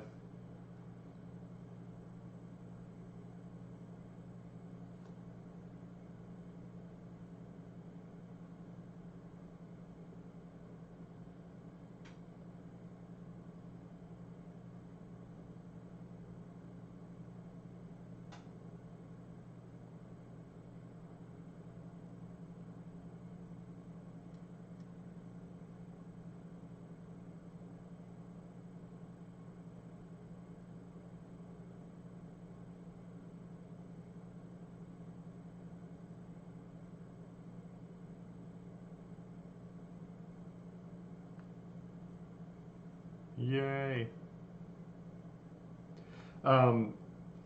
Should you be able to see the health bar and armor bar on the nameplate in dual mode, or do you think it should be a mystery, or you can only tell by looking at the character?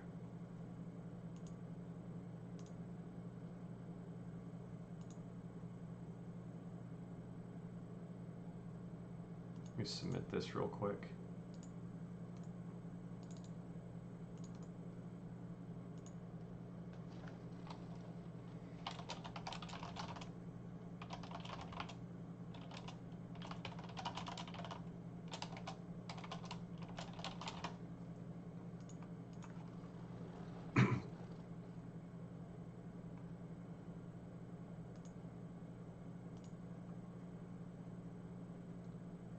Okay, so back to this. The only thing that wasn't working from my setup was the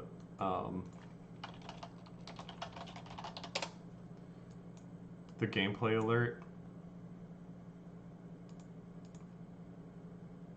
So I just need to make sure that that still works fine.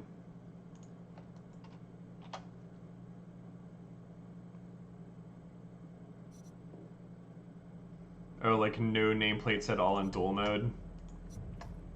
I mean, you do see their name by the lives anyway.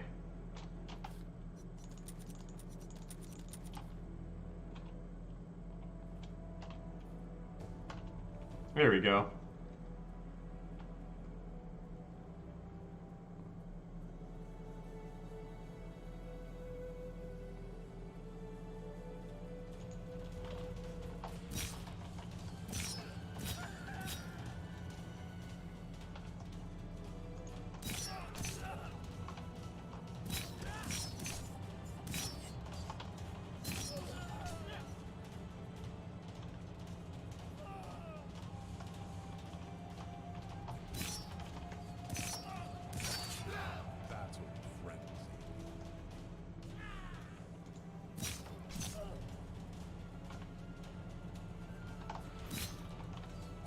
E.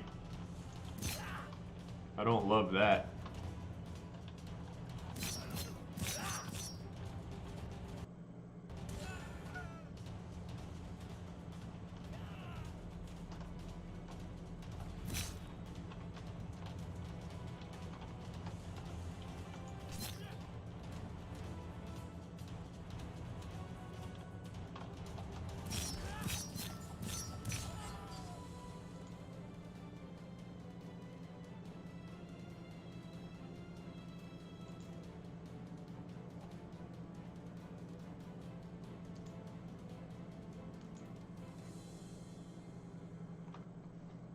Okay, so that has pretty much all of the things working.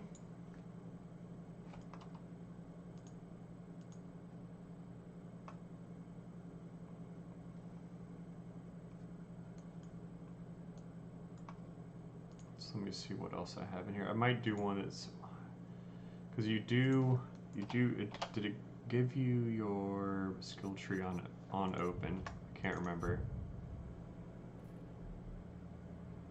No, it didn't.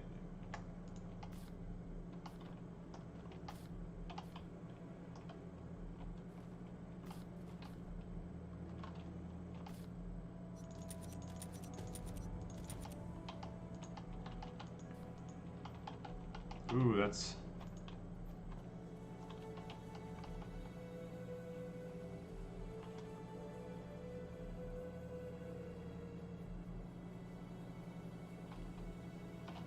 So that's a problem. When the class volume disappears, if you have the skill tree open, it closes your skill tree.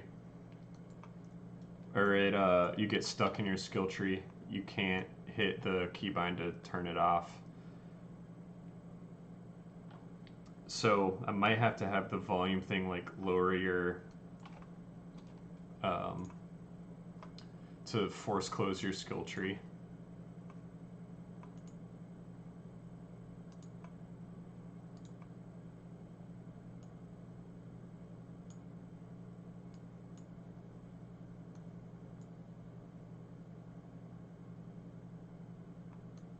Let me see. I don't love that, but it might just be a weird quirk that the mode has.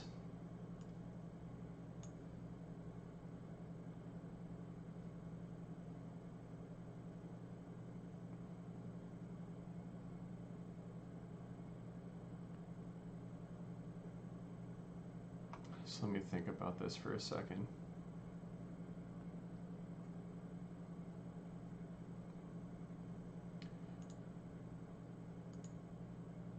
Another option would be to just leave the class volume on. Like if you can get back in a duel to change your skills, like by all means, that's your prerogative. Except you wouldn't know where it is. I do like the volume disappearing because it lets you know like you can escape.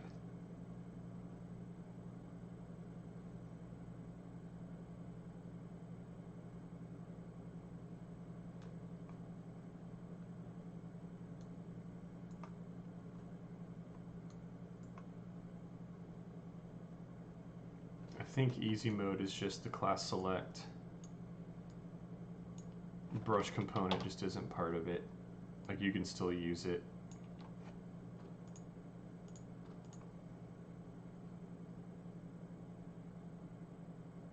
I don't know. What do you guys think? You think that it's weird that the class select volume, the visual representation disappears, but you can still use it, but it at least lets you turn your skill tree or close your skill tree? Or do you think that it should turn off no more skills or class changes once the duel starts, and it force closes your skill tree if you didn't pick skills in time?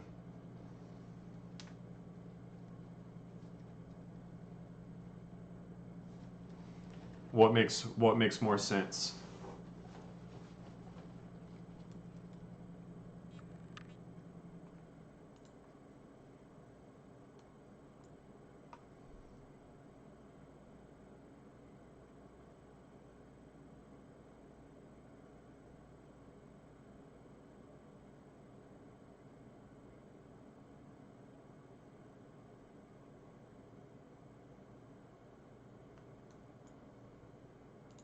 While you guys answer that, I'll be right back in like probably like 2 minutes.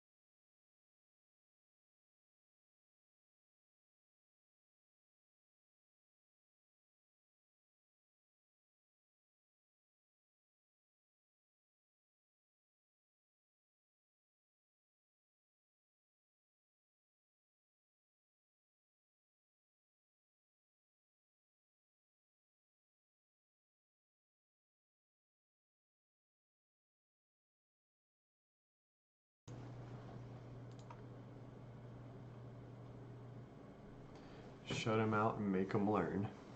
All right, that works for me. Like you probably should have a timer on your screen that tells you, but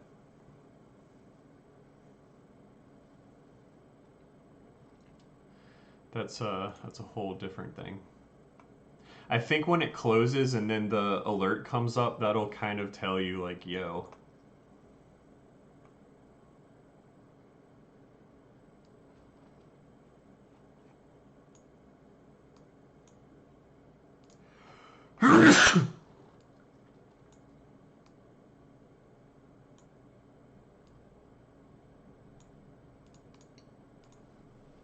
let's just try it and see what happens.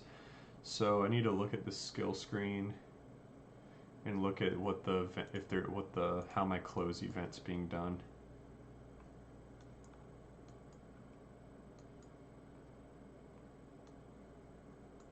PP HUD toggle skill screen, remove from parent.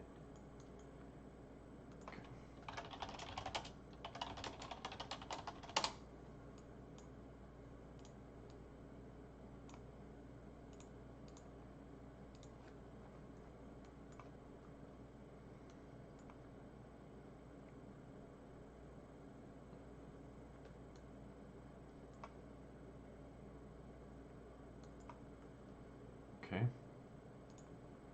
So in here, right at the gameplay alert, it's going to be get all widgets a class. WB skill screen. It's a really bad way to do it, but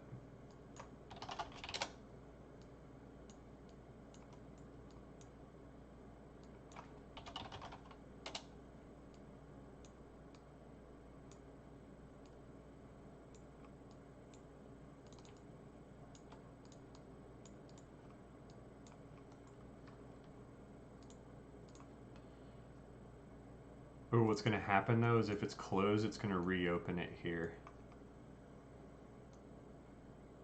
So I actually think the real one should be that.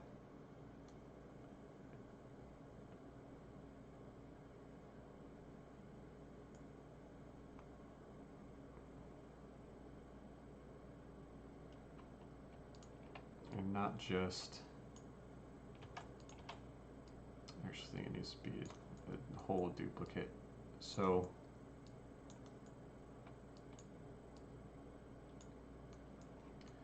it's going to disable the mouse, and then it really just needs to remove from parent the whole thing.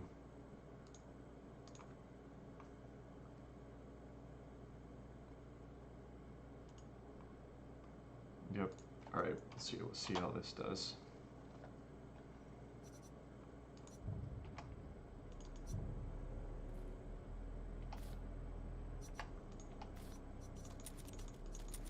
I'm just going to leave these both open. See what happens.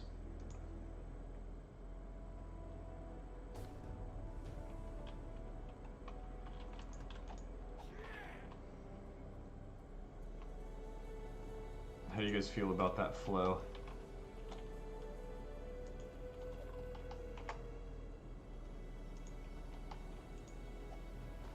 Let me try it again with my headphones off.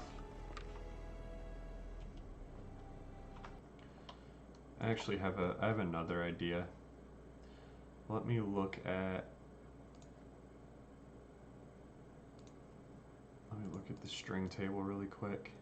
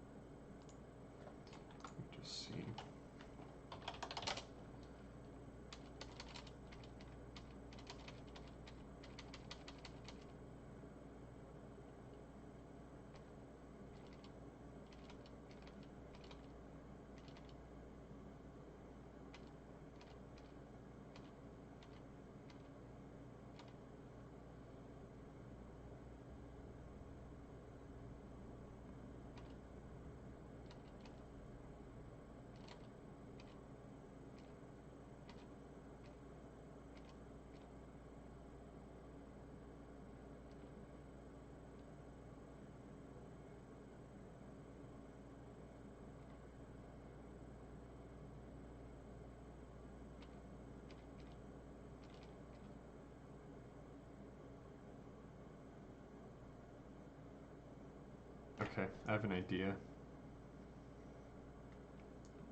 This is in. Okay, so in WB Hud Duel or Duel Hud,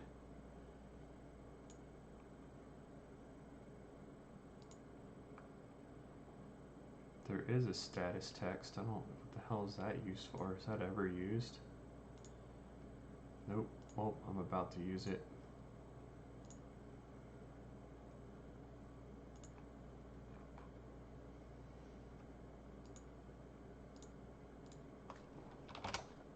So this is going to be like, choose your skills.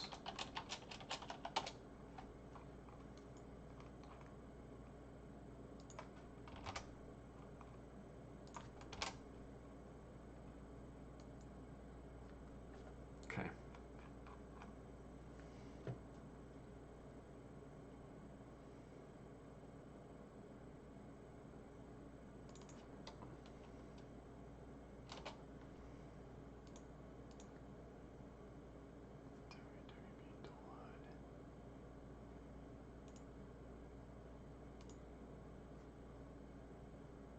So in WB Hud Duel, main widget.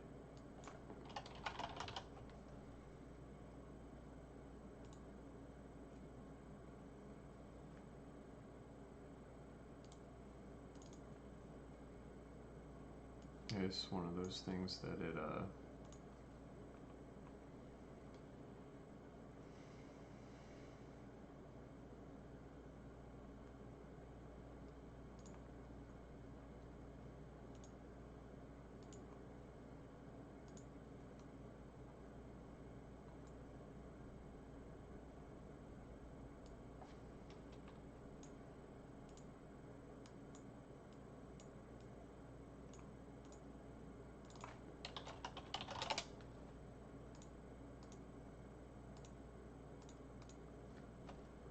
okay. So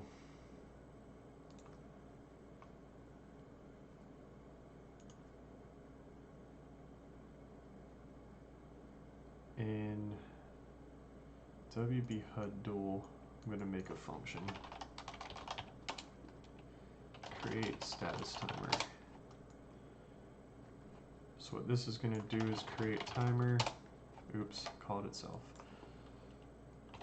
It's going to be a timer, set timer by event, looping.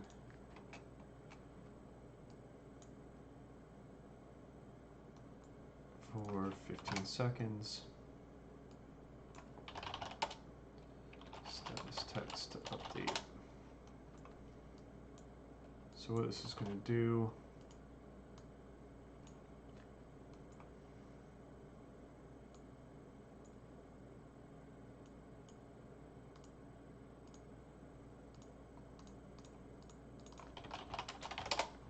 can I get in timer information, like get time remaining?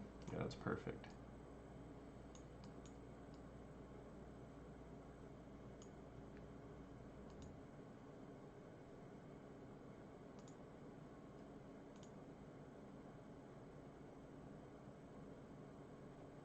Son of Duel Hud, get status text, set text. Do format text node. This is going to be choose skills, timer text.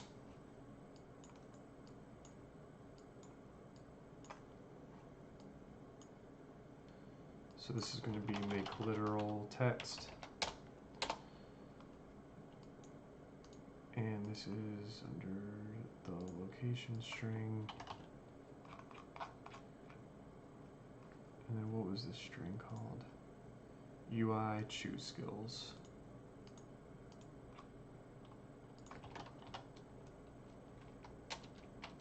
Yep, choose your skills, kind of timer. And just for fun, let me just see how this looks. So I need create status timer.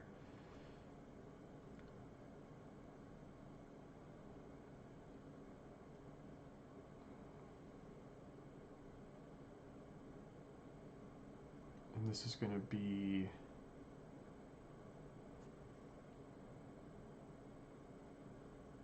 on match start.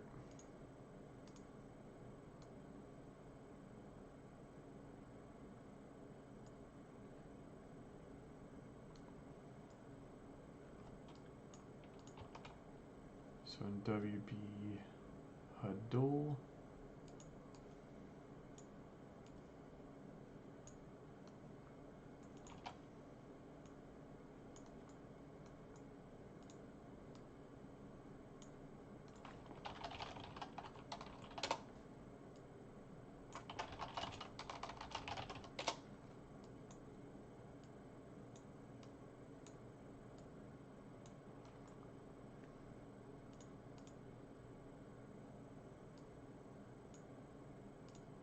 this is going to be right when the match starts. So I want to get main widget because that just got created. Create. No, wait. Main widget is WB HUD object. That is incorrect. Oh, I have to do cast a WB HUD Duel.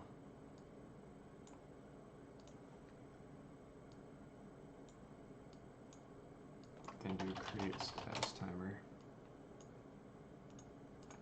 So see what happens here. This will at least give some feedback that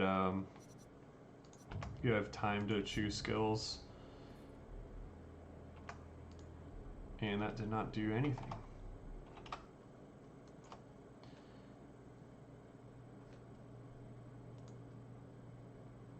Which is kind of expected, I guess. WB HUD Duel, Duel HUD.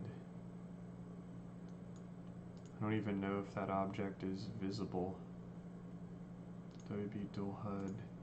Status text might be collapsed or hidden. Oh, that's why.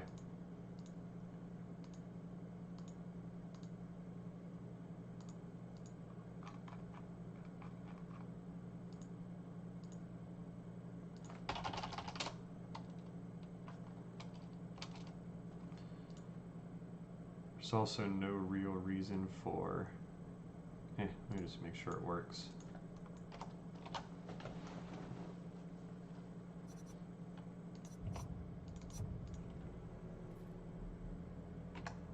Nope, still doesn't work.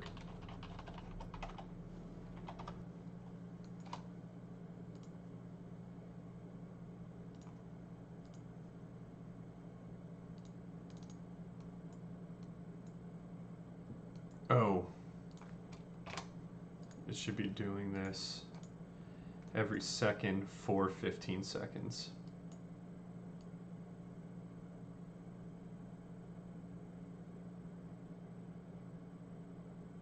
And then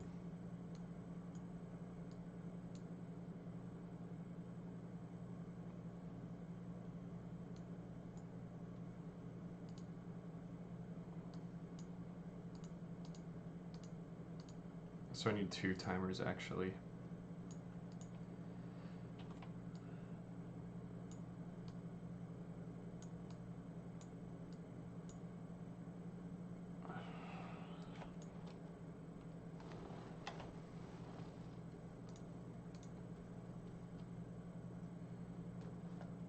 Should have another timer that's 15 seconds and only goes 1 time.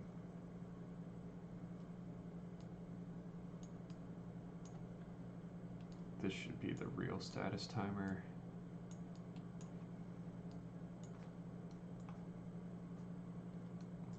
And then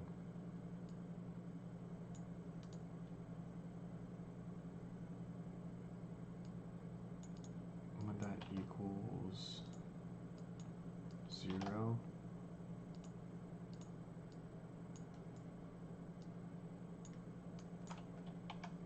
oh my god, the fucking shit. I didn't even do anything there.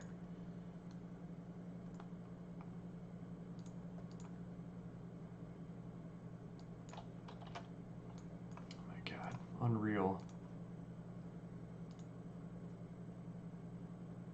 It's so stupid how often that happens.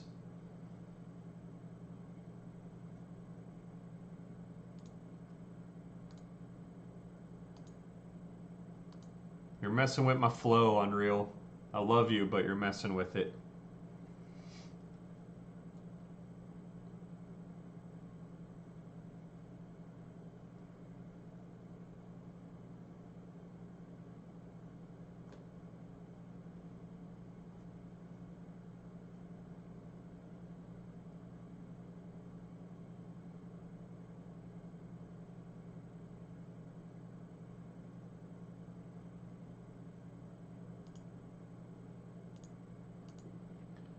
Keeps opening these things in like more absurd order that I don't want it to open stuff in.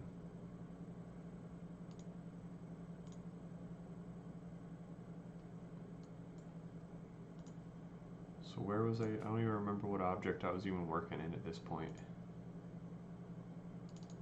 Oh yeah, there we go. This thing.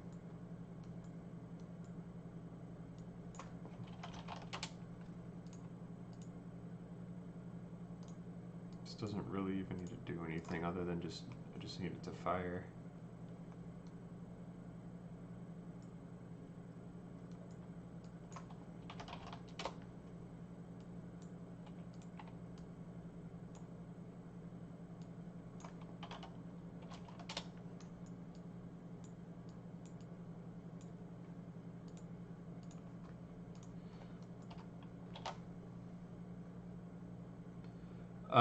Yeah, people have before, but I'm like, I'm an Unreal guy. I don't know. There we go.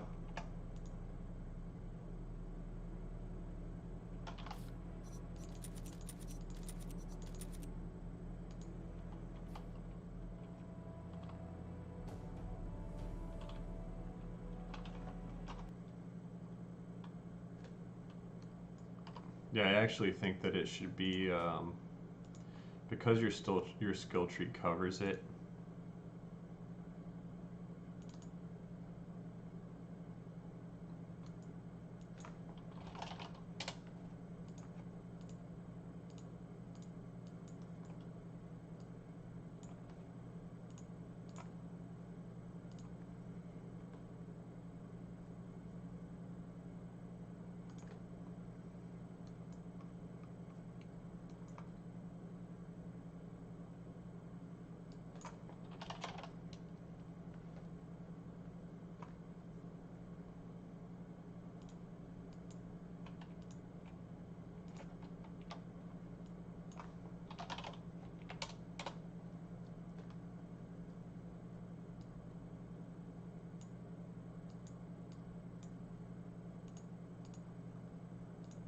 So I use existing strings to kind of put together a timer for this, and now what I want to do for this thing. Oh, this has status text too. I'm gonna make this pretty large, and I actually don't think that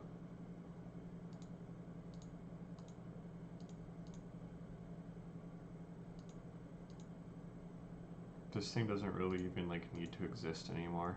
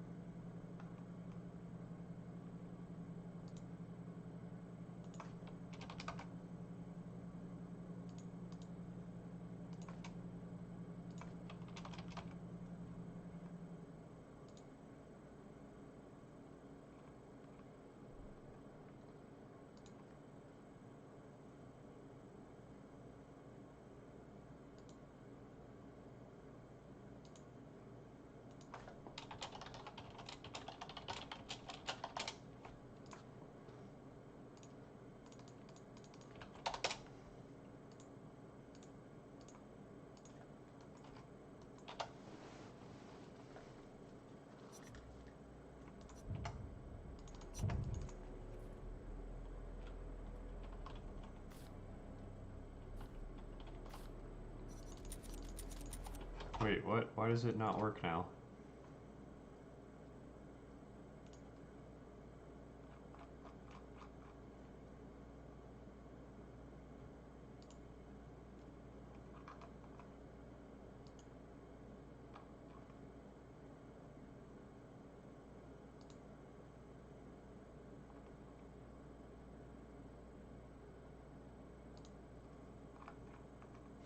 Oh, I bet I know why. I bet it's because you have to click, you have to be in game before the thing.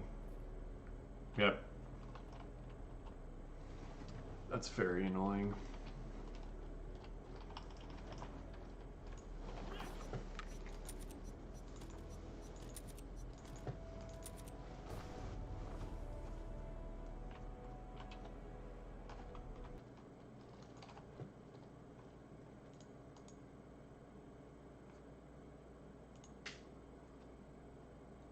So if you join after the warm-up, you miss the like in progress thing.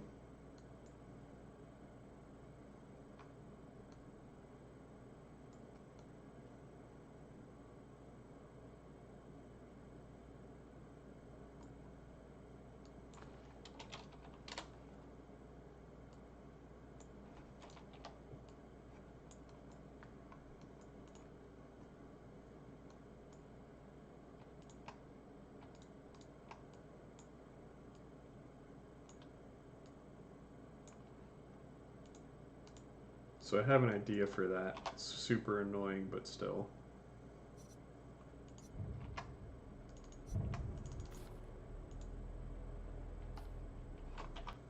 So wait, did I not join until... I could have swore I joined before.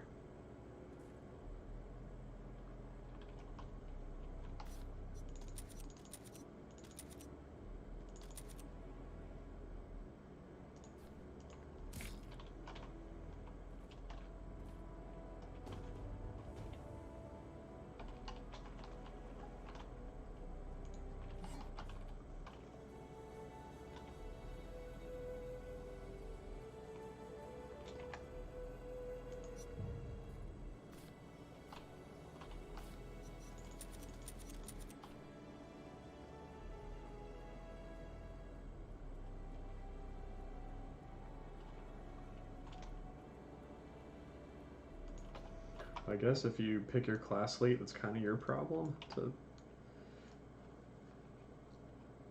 I mean, 5 seconds is a very short warm-up. I'll probably make it 10.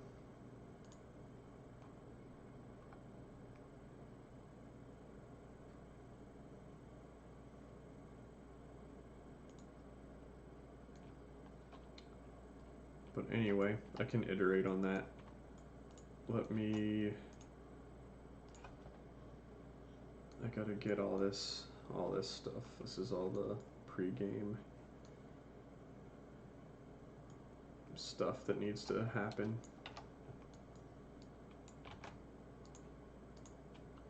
So put that in a notepad.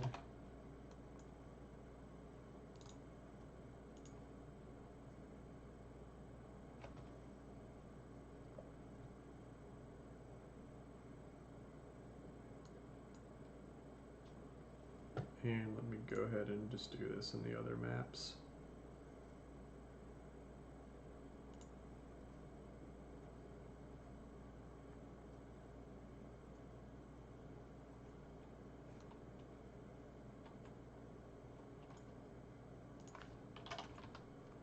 Oh, there is class select volumes in this one already.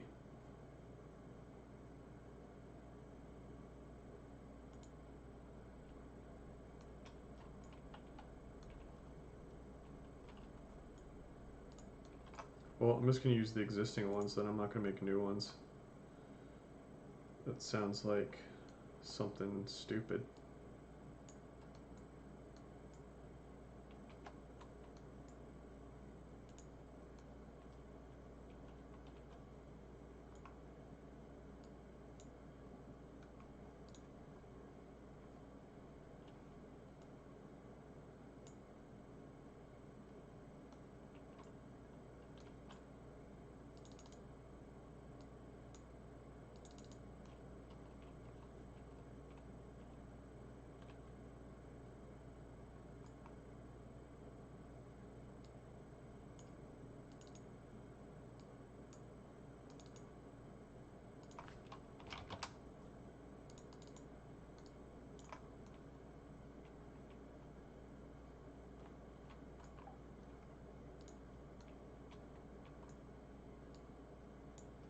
For this one, I just need a straight blocking volume. It doesn't really even matter.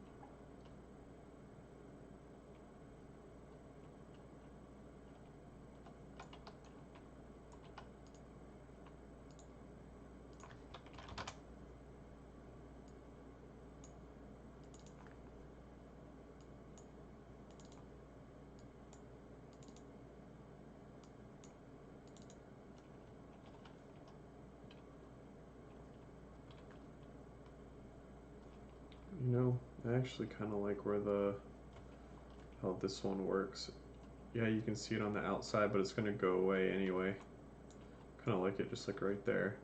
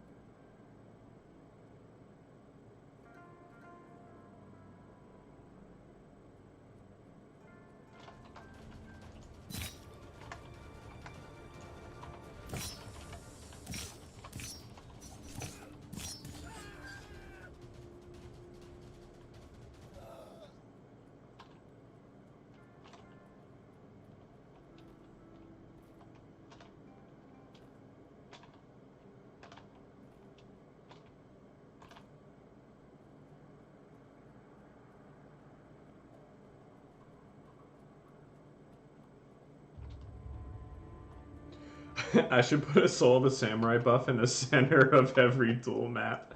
That'd be hilarious. It'd be impossible.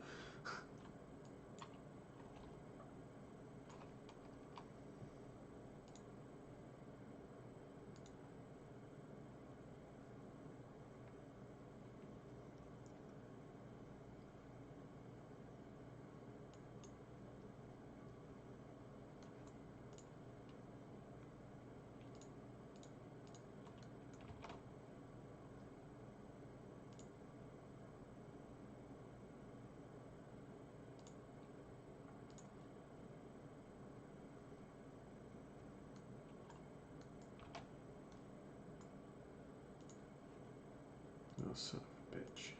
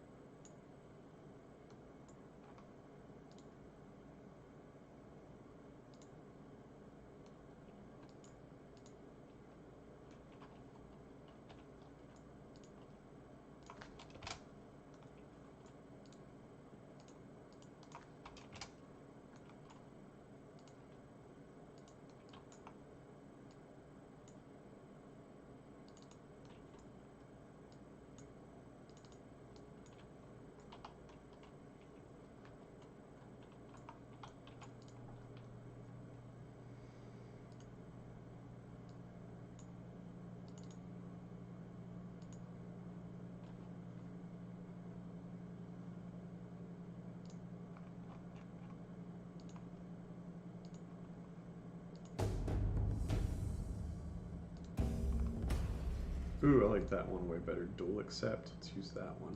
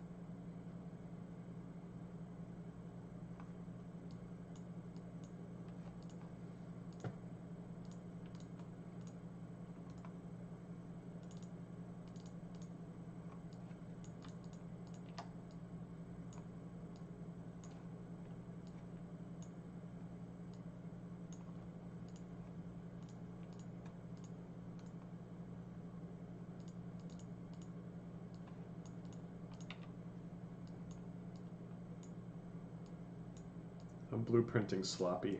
Blueprint better than I am.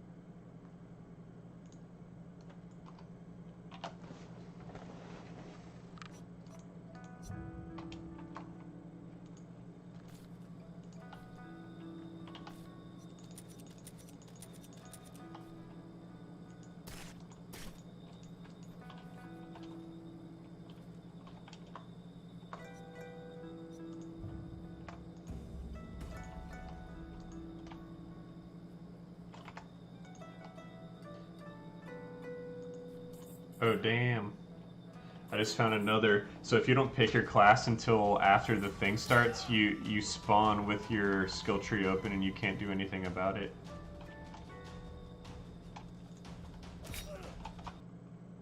So that's a thing.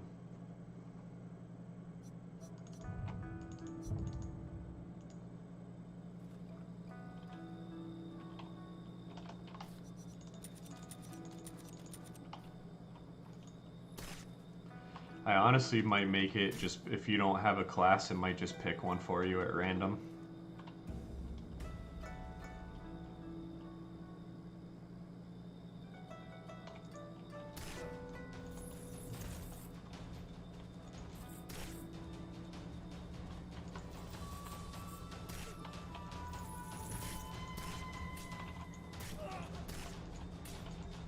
How do you feel about that? If you don't pick a class before the warm-up, it just picks one for you.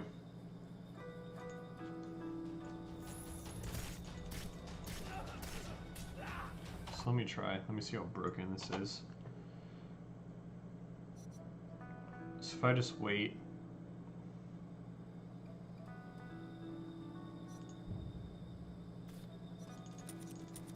It's also weird that I got the skill tree auto-opened in this map, but I did it in the others, and I did them the same, and it's the same game mode. So this is fight to the death. I spawn, I get a skill tree.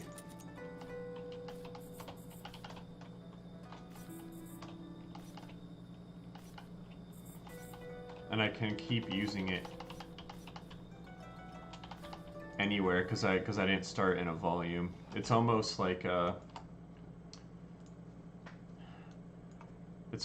this stuff should be done in a rep notify.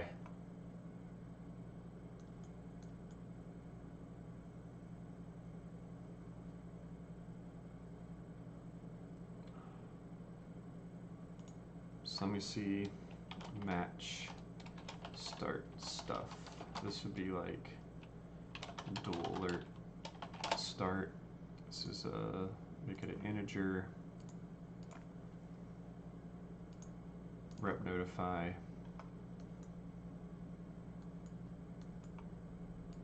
At the end of all of this,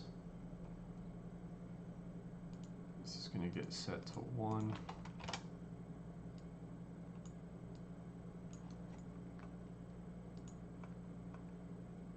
Oh yeah, it's the whole you spawn outside of the volume. Yeah, I think it does need to like force pick a class for you, or it kind of breaks the mode.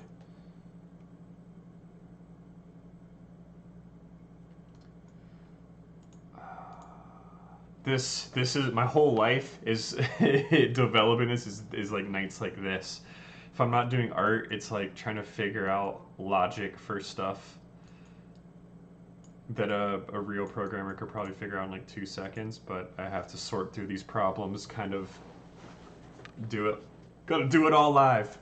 Gotta do it all live.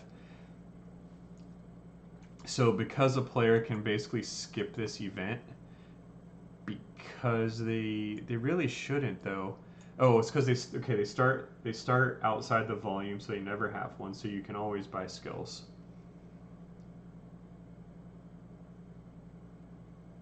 another thing I could do, I think I'm just going to force a random class after warm-up if you don't pick one.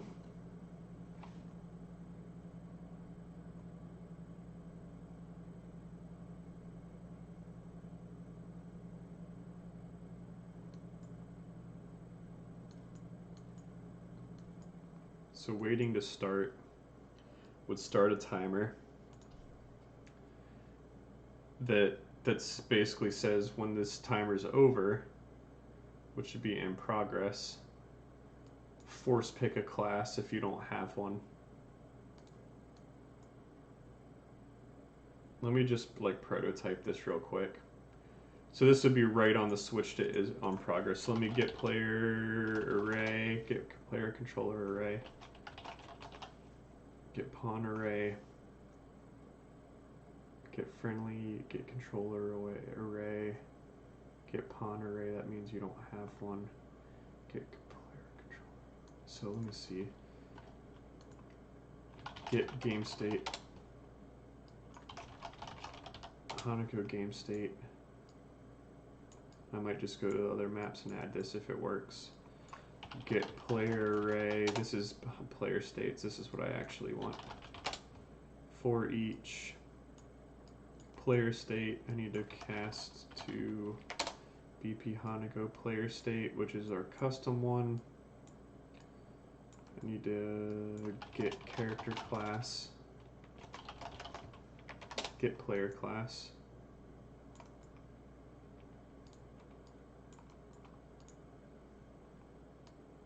And if it equals no class, which means they did not pick one,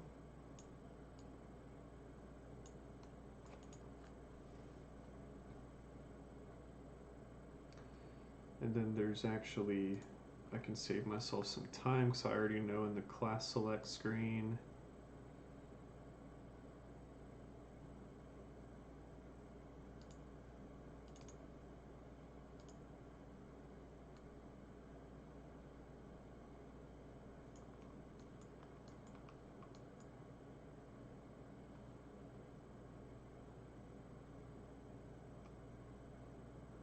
Already have functions for all these. I could have swore that I put a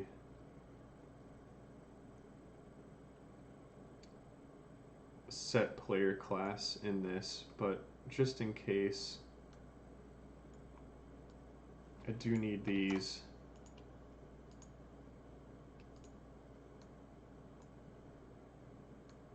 I'm going to random integer between 0 and 3. I'm going to switch on that.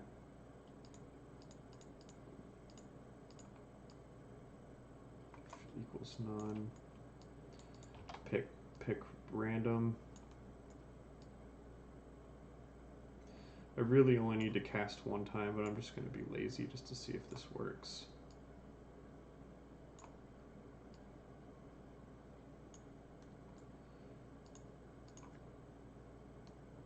Oh, this isn't a widget. That's stupid.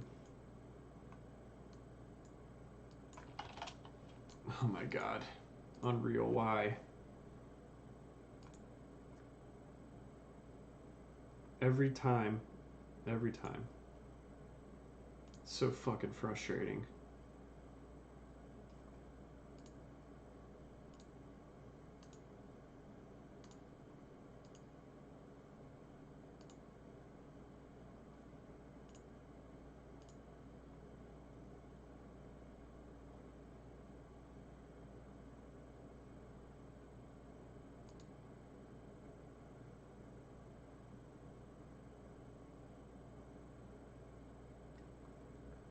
Alright, now let me let it open all my tabs out of order again so I forget what I'm doing.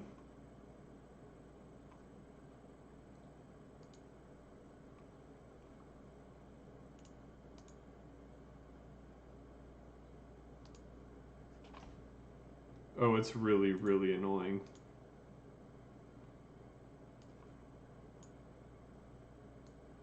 Okay, so this get owning player is not going to work.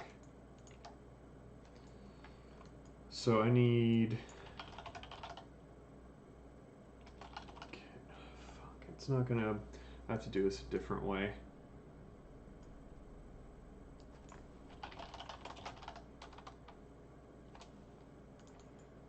In fact, I don't need any of this crap yet. I need get player controller array. This is super annoying. Okay. I'm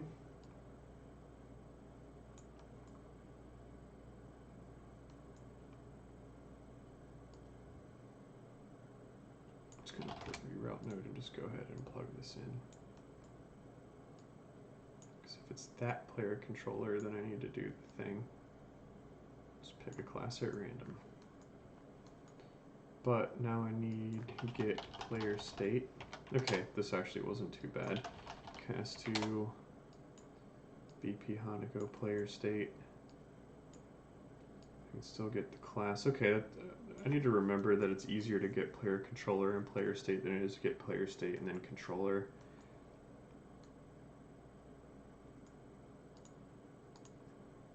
Okay, let's try. I have 2 dice rolls here. I'm just going to leave it. Just going to leave it and see what happens.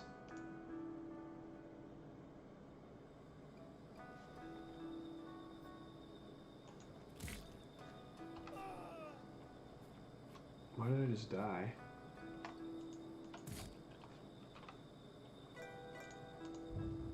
So I'm Nagi and Ninja. I think it worked, but I didn't pick anything. But I need to add one more part.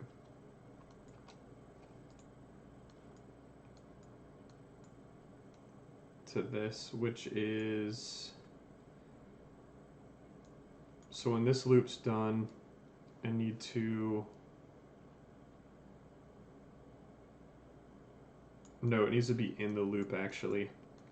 So if this succeeds,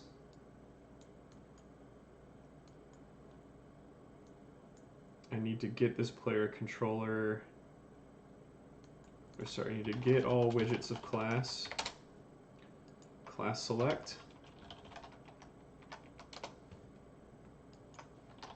loop through that, get owning player, if it equals this owning player,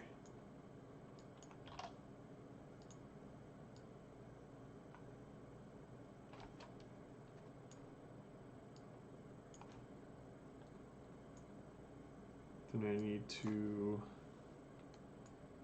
close it, force close.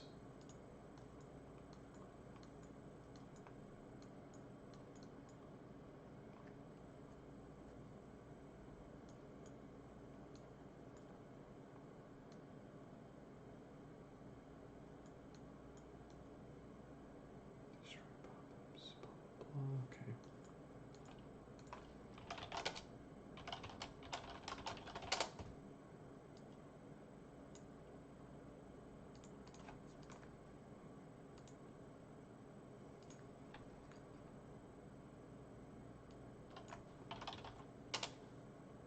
So if it's mine,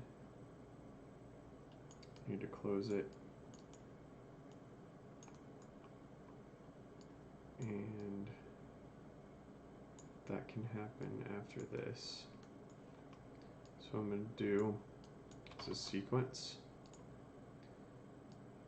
I need to do all the class stuff first and then do the other shit. So at warm up, this should elegantly close my class select and pick random classes. So let's try it a couple times.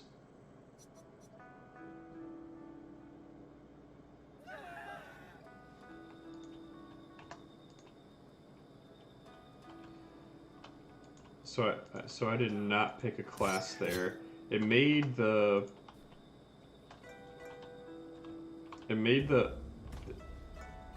one dude like suicide, which is kind of weird. I need to see what makes that behavior happen.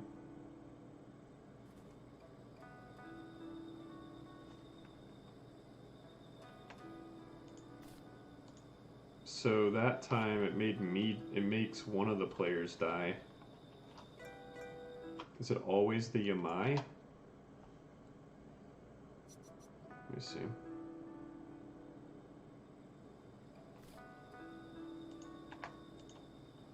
So far it's always been the Yamai character, which is kind of odd. Let me see if it's the Yamai dude this time. This time both guys did. Okay, I have a theory on what that is. So let me see. So there's the, I know what really needs, it's a race condition. Let me see how I'm getting this timer.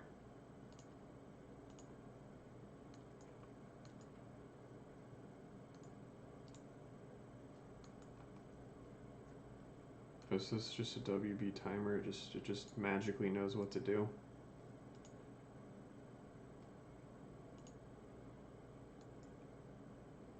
Get game time. Okay, so that changes based on whether it's in warm-up or not.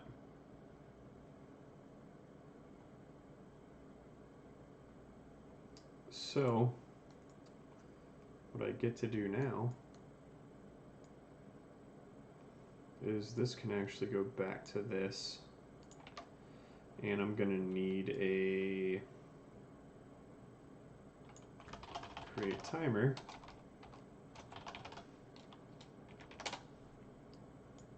That's gonna loop every 0.5 seconds.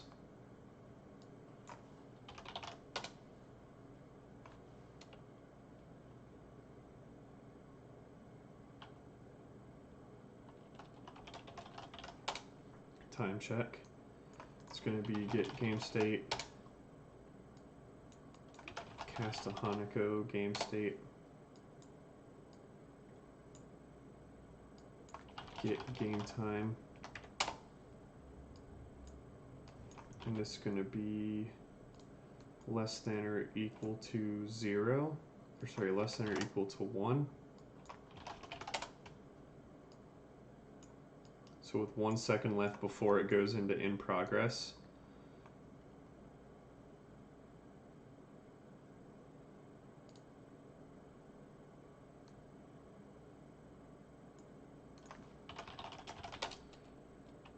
Force class selection at random.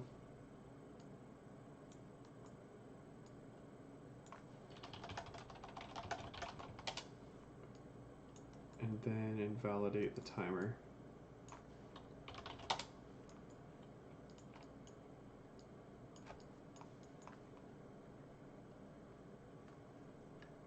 So now it should do it right before pregame if you don't you don't have a class. And then that'll prevent the suicide thing. I think.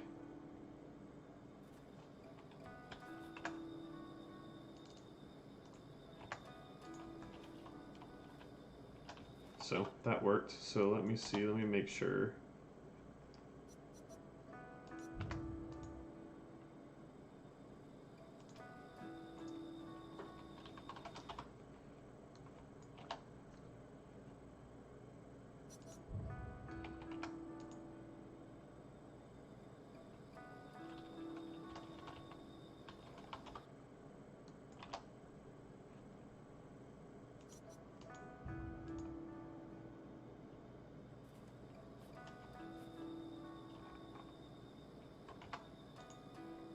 The weird thing, when I go to select, so far whenever I've selected a class, it chooses the other player ends up as that class, which makes no sense.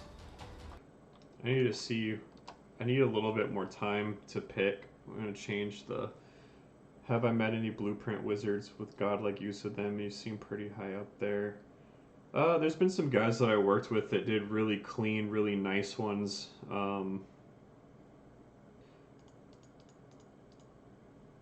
Ryan Brooks, he's a principal TA at Epic. He's the most impressive tech artist I've ever seen. He's like, I feel like I'm the dumbest person on earth by comparison to him. He's like god tier tech artist. He made like a way to bake octahedral billboards for like trees. Basically, they're like, it uses like pixel depth offset and shaders to like, so you basically have like 3D billboards that change based on your view angle, and he made the ability to render those out from a mesh in Blueprint. Blows my mind. But he's like the most senior TA at Epic that exists. So he's like, he's done all the like the water system that's in Unreal 4 now. I'm pretty sure he prototyped that in Blueprint before it became a real feature. Zach Parrish is another like developer, like helper TA that's really good.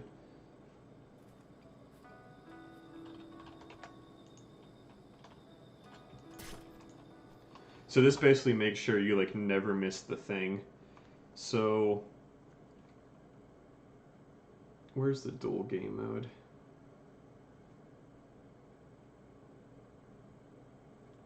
No one knows.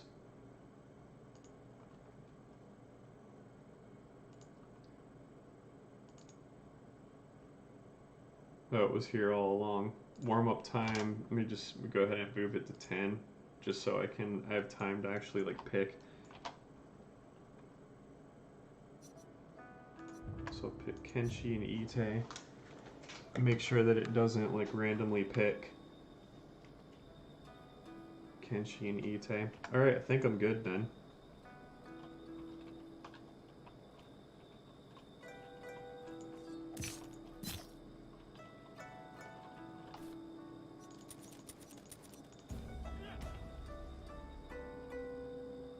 Yeah, this mode got kind of polished up real quick tonight. I really didn't want to, it was kind of like, whatever I can finish tonight is how far this mode's going to get, so I'm kind of happy with how that's gone. Now, next question. The little black circle, do you think it'd be better if it was just gone, or the black circle lets you know you like used to have it?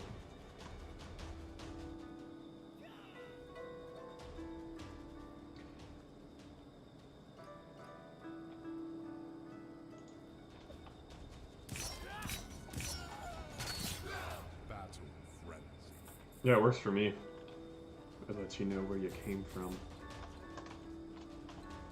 Oh, this isn't the one you can ring? That's stupid. Why would I not put the Blueprint one in here?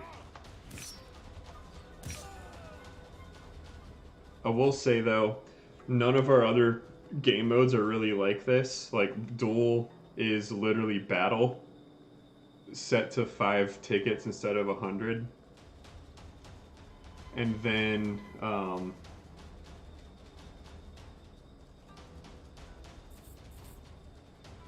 all the other stuff's Blueprint. Whereas in our other modes, the only thing that's really done in Blueprint for game modes is binding to different events in the game mode to like do HUD treatment and stuff.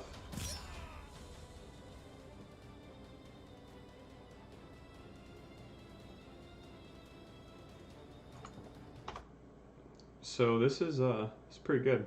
Happy with this. I need to put this stuff into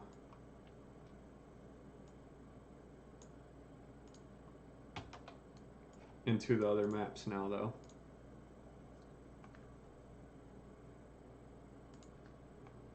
I'll put the Blueprint version of the gong in there soon.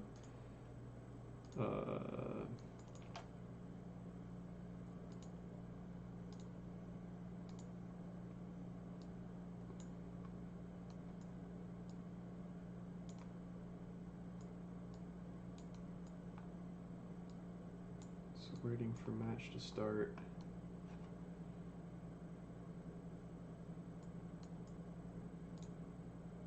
Oh, how did I miss a node here? Less than or equal to 1? Why did this node get left out?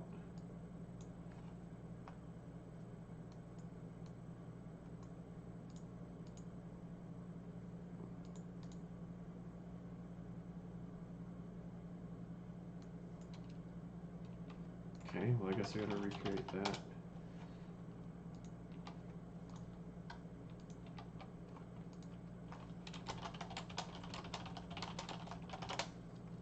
And it's not too bad.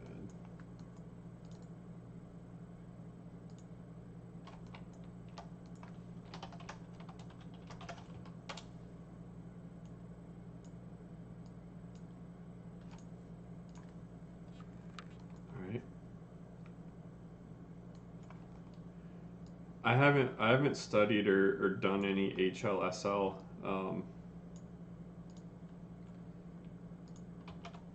I've always just learned the material editor and never really felt a need to learn under the hood. Like games, performance standards are always such for like writing custom shaders. I never really had the need to. Though I've encountered it a little bit at my job now, and like I have no idea what to do about it. So it's there's some downsides, I guess.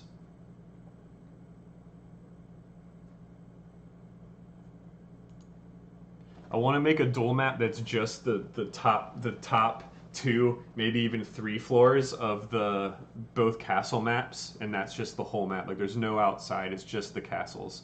And you can run around anywhere in there and duel in any of the given rooms, or do like a Mortal Kombat thing where you spawn in different rooms each life or something. It would have to like teleport the other guy, but it would be cool if like you started on like one of the random floors. It would be really easy to make.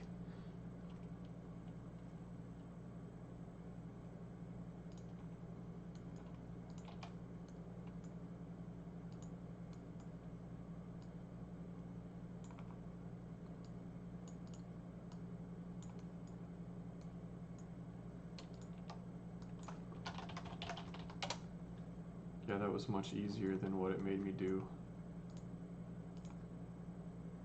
Okay, let me test it. There's still a chance that 1 second's not enough if like someone's lagging really bad.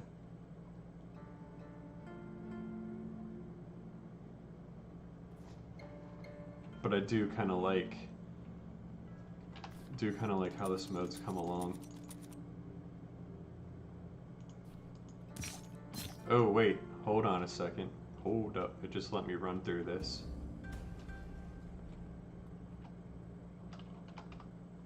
Is it always like that? So wait, if I pick one...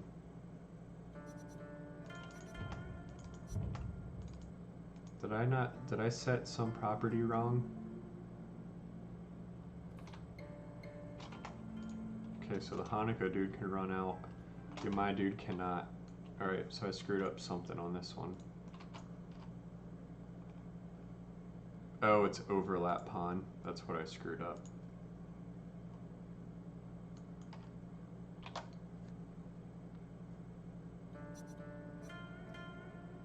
So the other thing this ensures is that it's impossible to miss the skill, because this forces you to spawn. The choose your skills message is always going to be there now.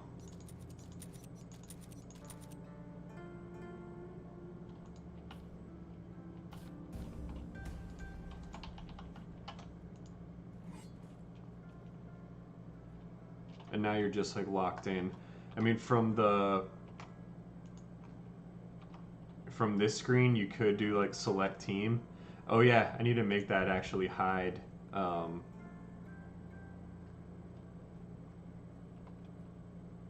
What do you mean about countering the Ite at the start?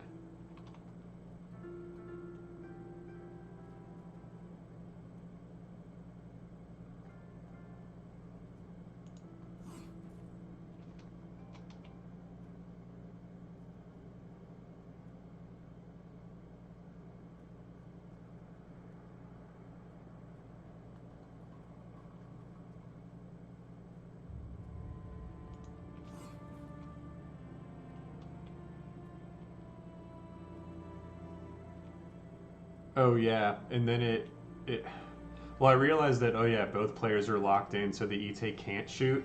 Well, the Ite could, like in Duel Street, so I actually need to test that. I don't think they can shoot out of their own thing.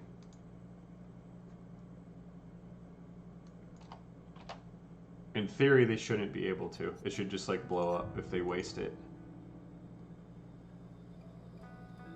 It is something that needs to be tested. So if I just like rush by. Yeah, I can't. It doesn't let me like aim the ground target out of the thing. Whoa, wait, that one it did.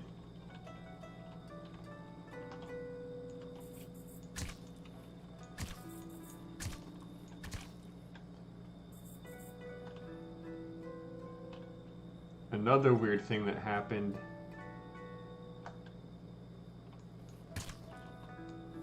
It's been longer than 15 seconds. Something's wrong.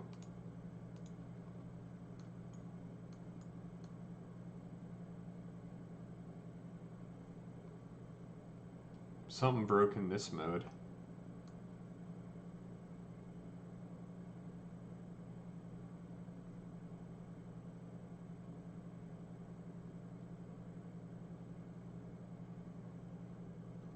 Oh, hold on.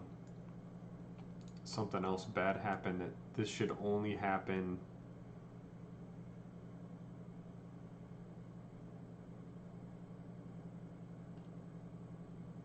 To players that this whole thing occurs to. It shouldn't close everybody's class select screen. It should only close.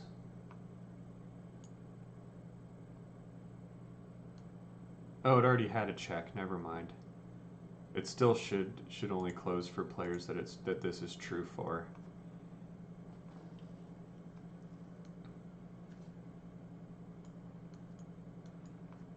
But it's weird that time it's like none of this shit even fired. It definitely more than 15 seconds passed.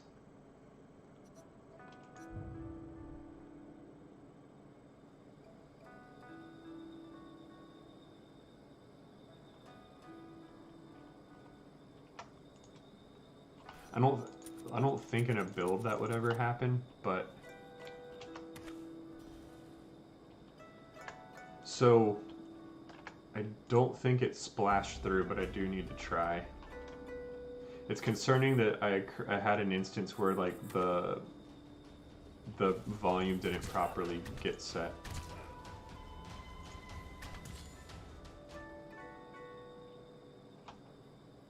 Let me try one more thing. So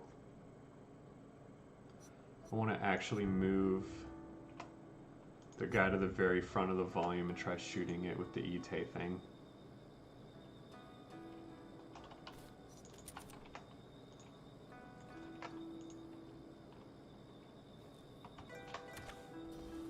No, it doesn't go through it, but I still don't like that you can shoot out.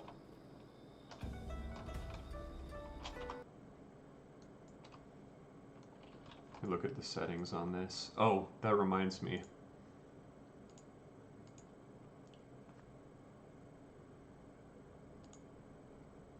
All I was doing was going through the menu.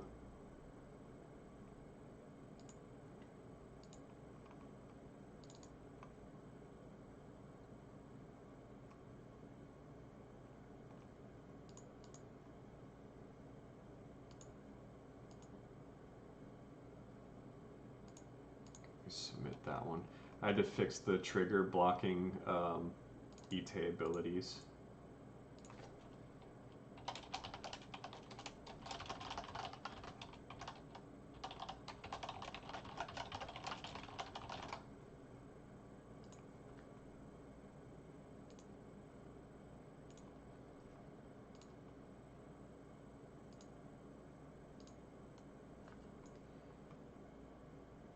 So block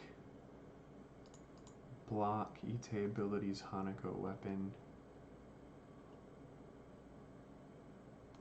It's kind of set to block all this shit already.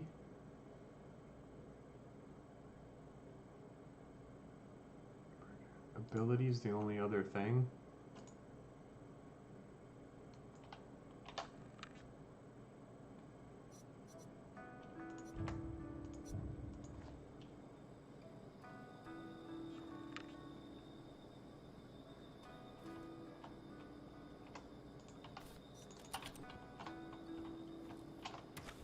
Nope, it still lets it pass.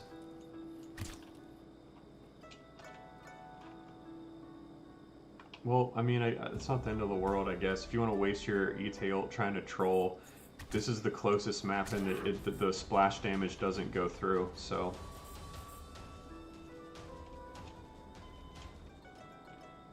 If you want to try to cheese, you will fail. So this is doing okay.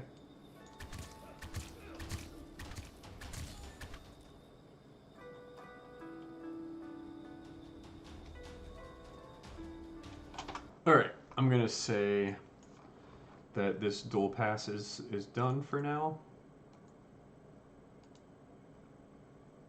And I'm gonna submit all this stuff and kick a build overnight, and I'll experiment with it tomorrow.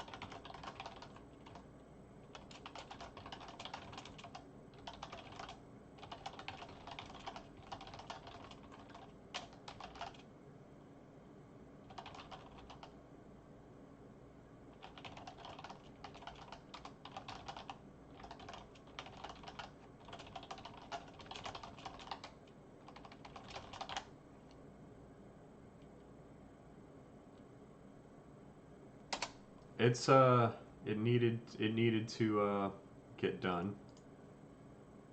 I'm gonna just reopen the editor because I know I need to work in it again. I mean, these are pretty big design changes for the mode, but they're logical, and they really needed to happen this way.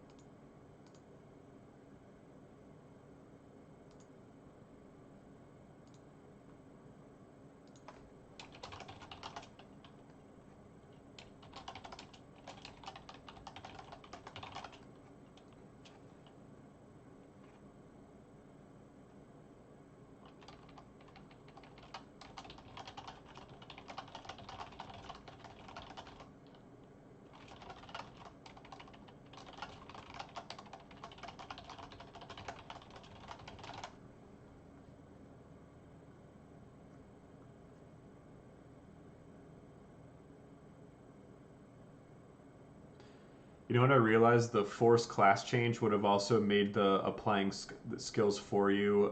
That would have guaranteed that it worked every time. Why it was failing sometimes tonight is you had to spawn right when match in progress got triggered, and if you weren't yet spawned, you would miss the window for abilities to get applied. And if you missed it, then you never got them, because it only happened once on basically when match transitions to in progress. So the force class selection is almost more of a fix it's almost a hack around bugs than like a real rule. But I think 10 seconds is plenty of time to let you pick.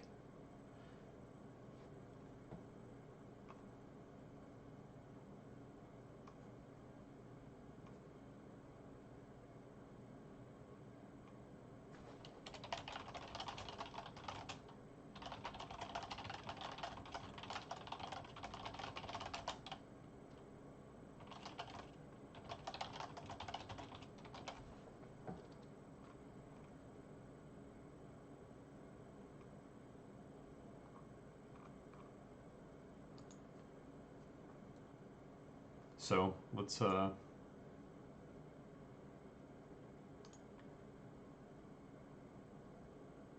back. I mean, I like this too because it gives us 3 more release maps. Like with this mode going back in, where we release with 10 maps instead of 7. Not that these maps can be played on everything, but it's still like that's a good bit more content, and the maps work. Like there's nothing wrong with the maps. They're a little dated, you know, they could use some polish that the other maps have, but they still work.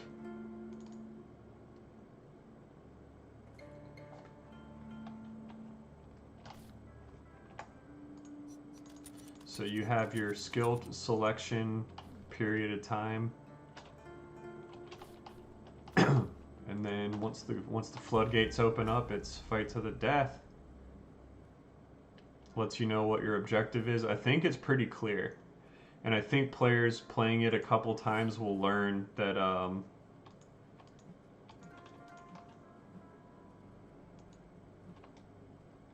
like why the skill tree closes and all that stuff.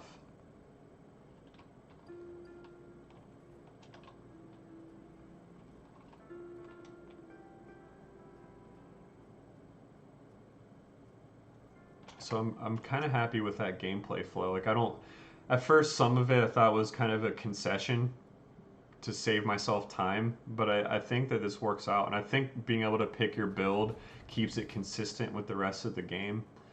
Like I get duels like a quick get in, fight a dude, get your skills, but skill selection is such an important part of the game in every other mode that why would that be any different in this? And honestly, this mode would be a good test bed to do ranked. Like if we had where we could have a ranked duel queue that only did dedicated servers and have like a specific, then we could actually start doing like some elo and stuff, looking at like using your KDA or something. But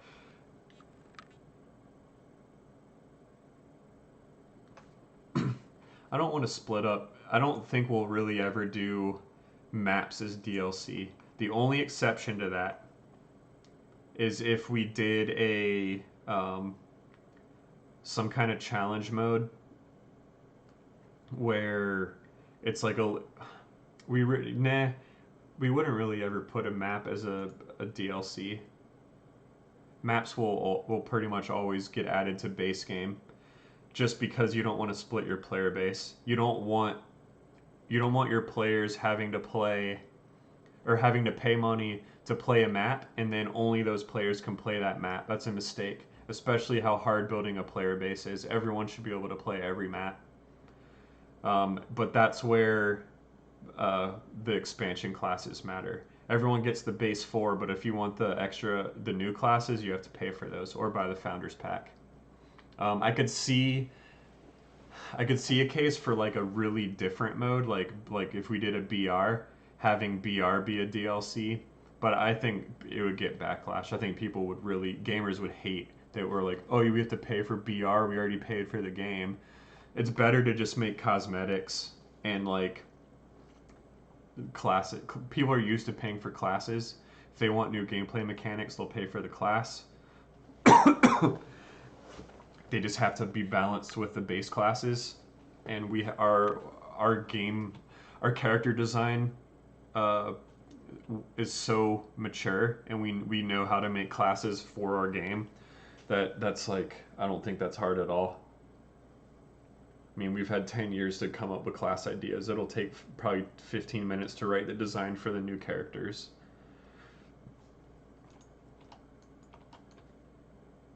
But anyway, if anyone has anything else, ask any final questions. I'm about to head out.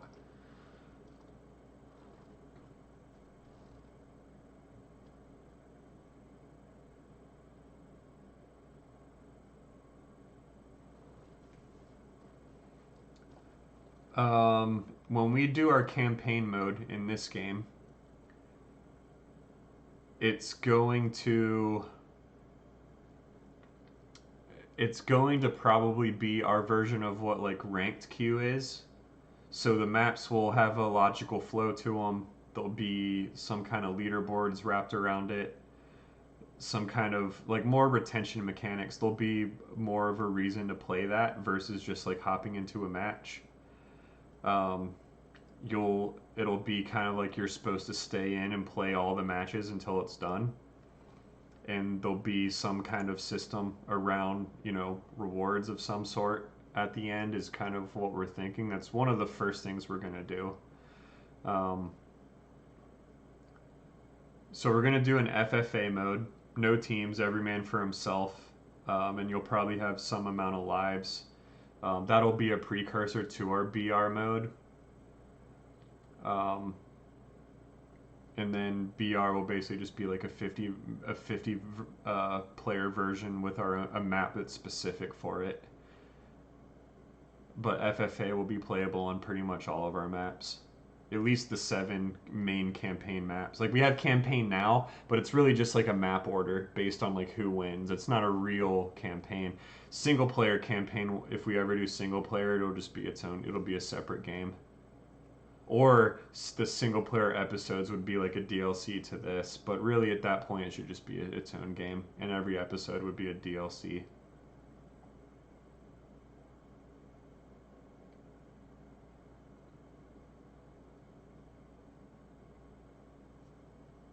But anyway, have a good night, everybody. I'll be streaming tomorrow night. Since Duel's pretty much wrapped up, it'll almost certainly be exclusively skin creation and Substance Painter. I'll be doing either gold skins or we call them like the shadow skins, something like that.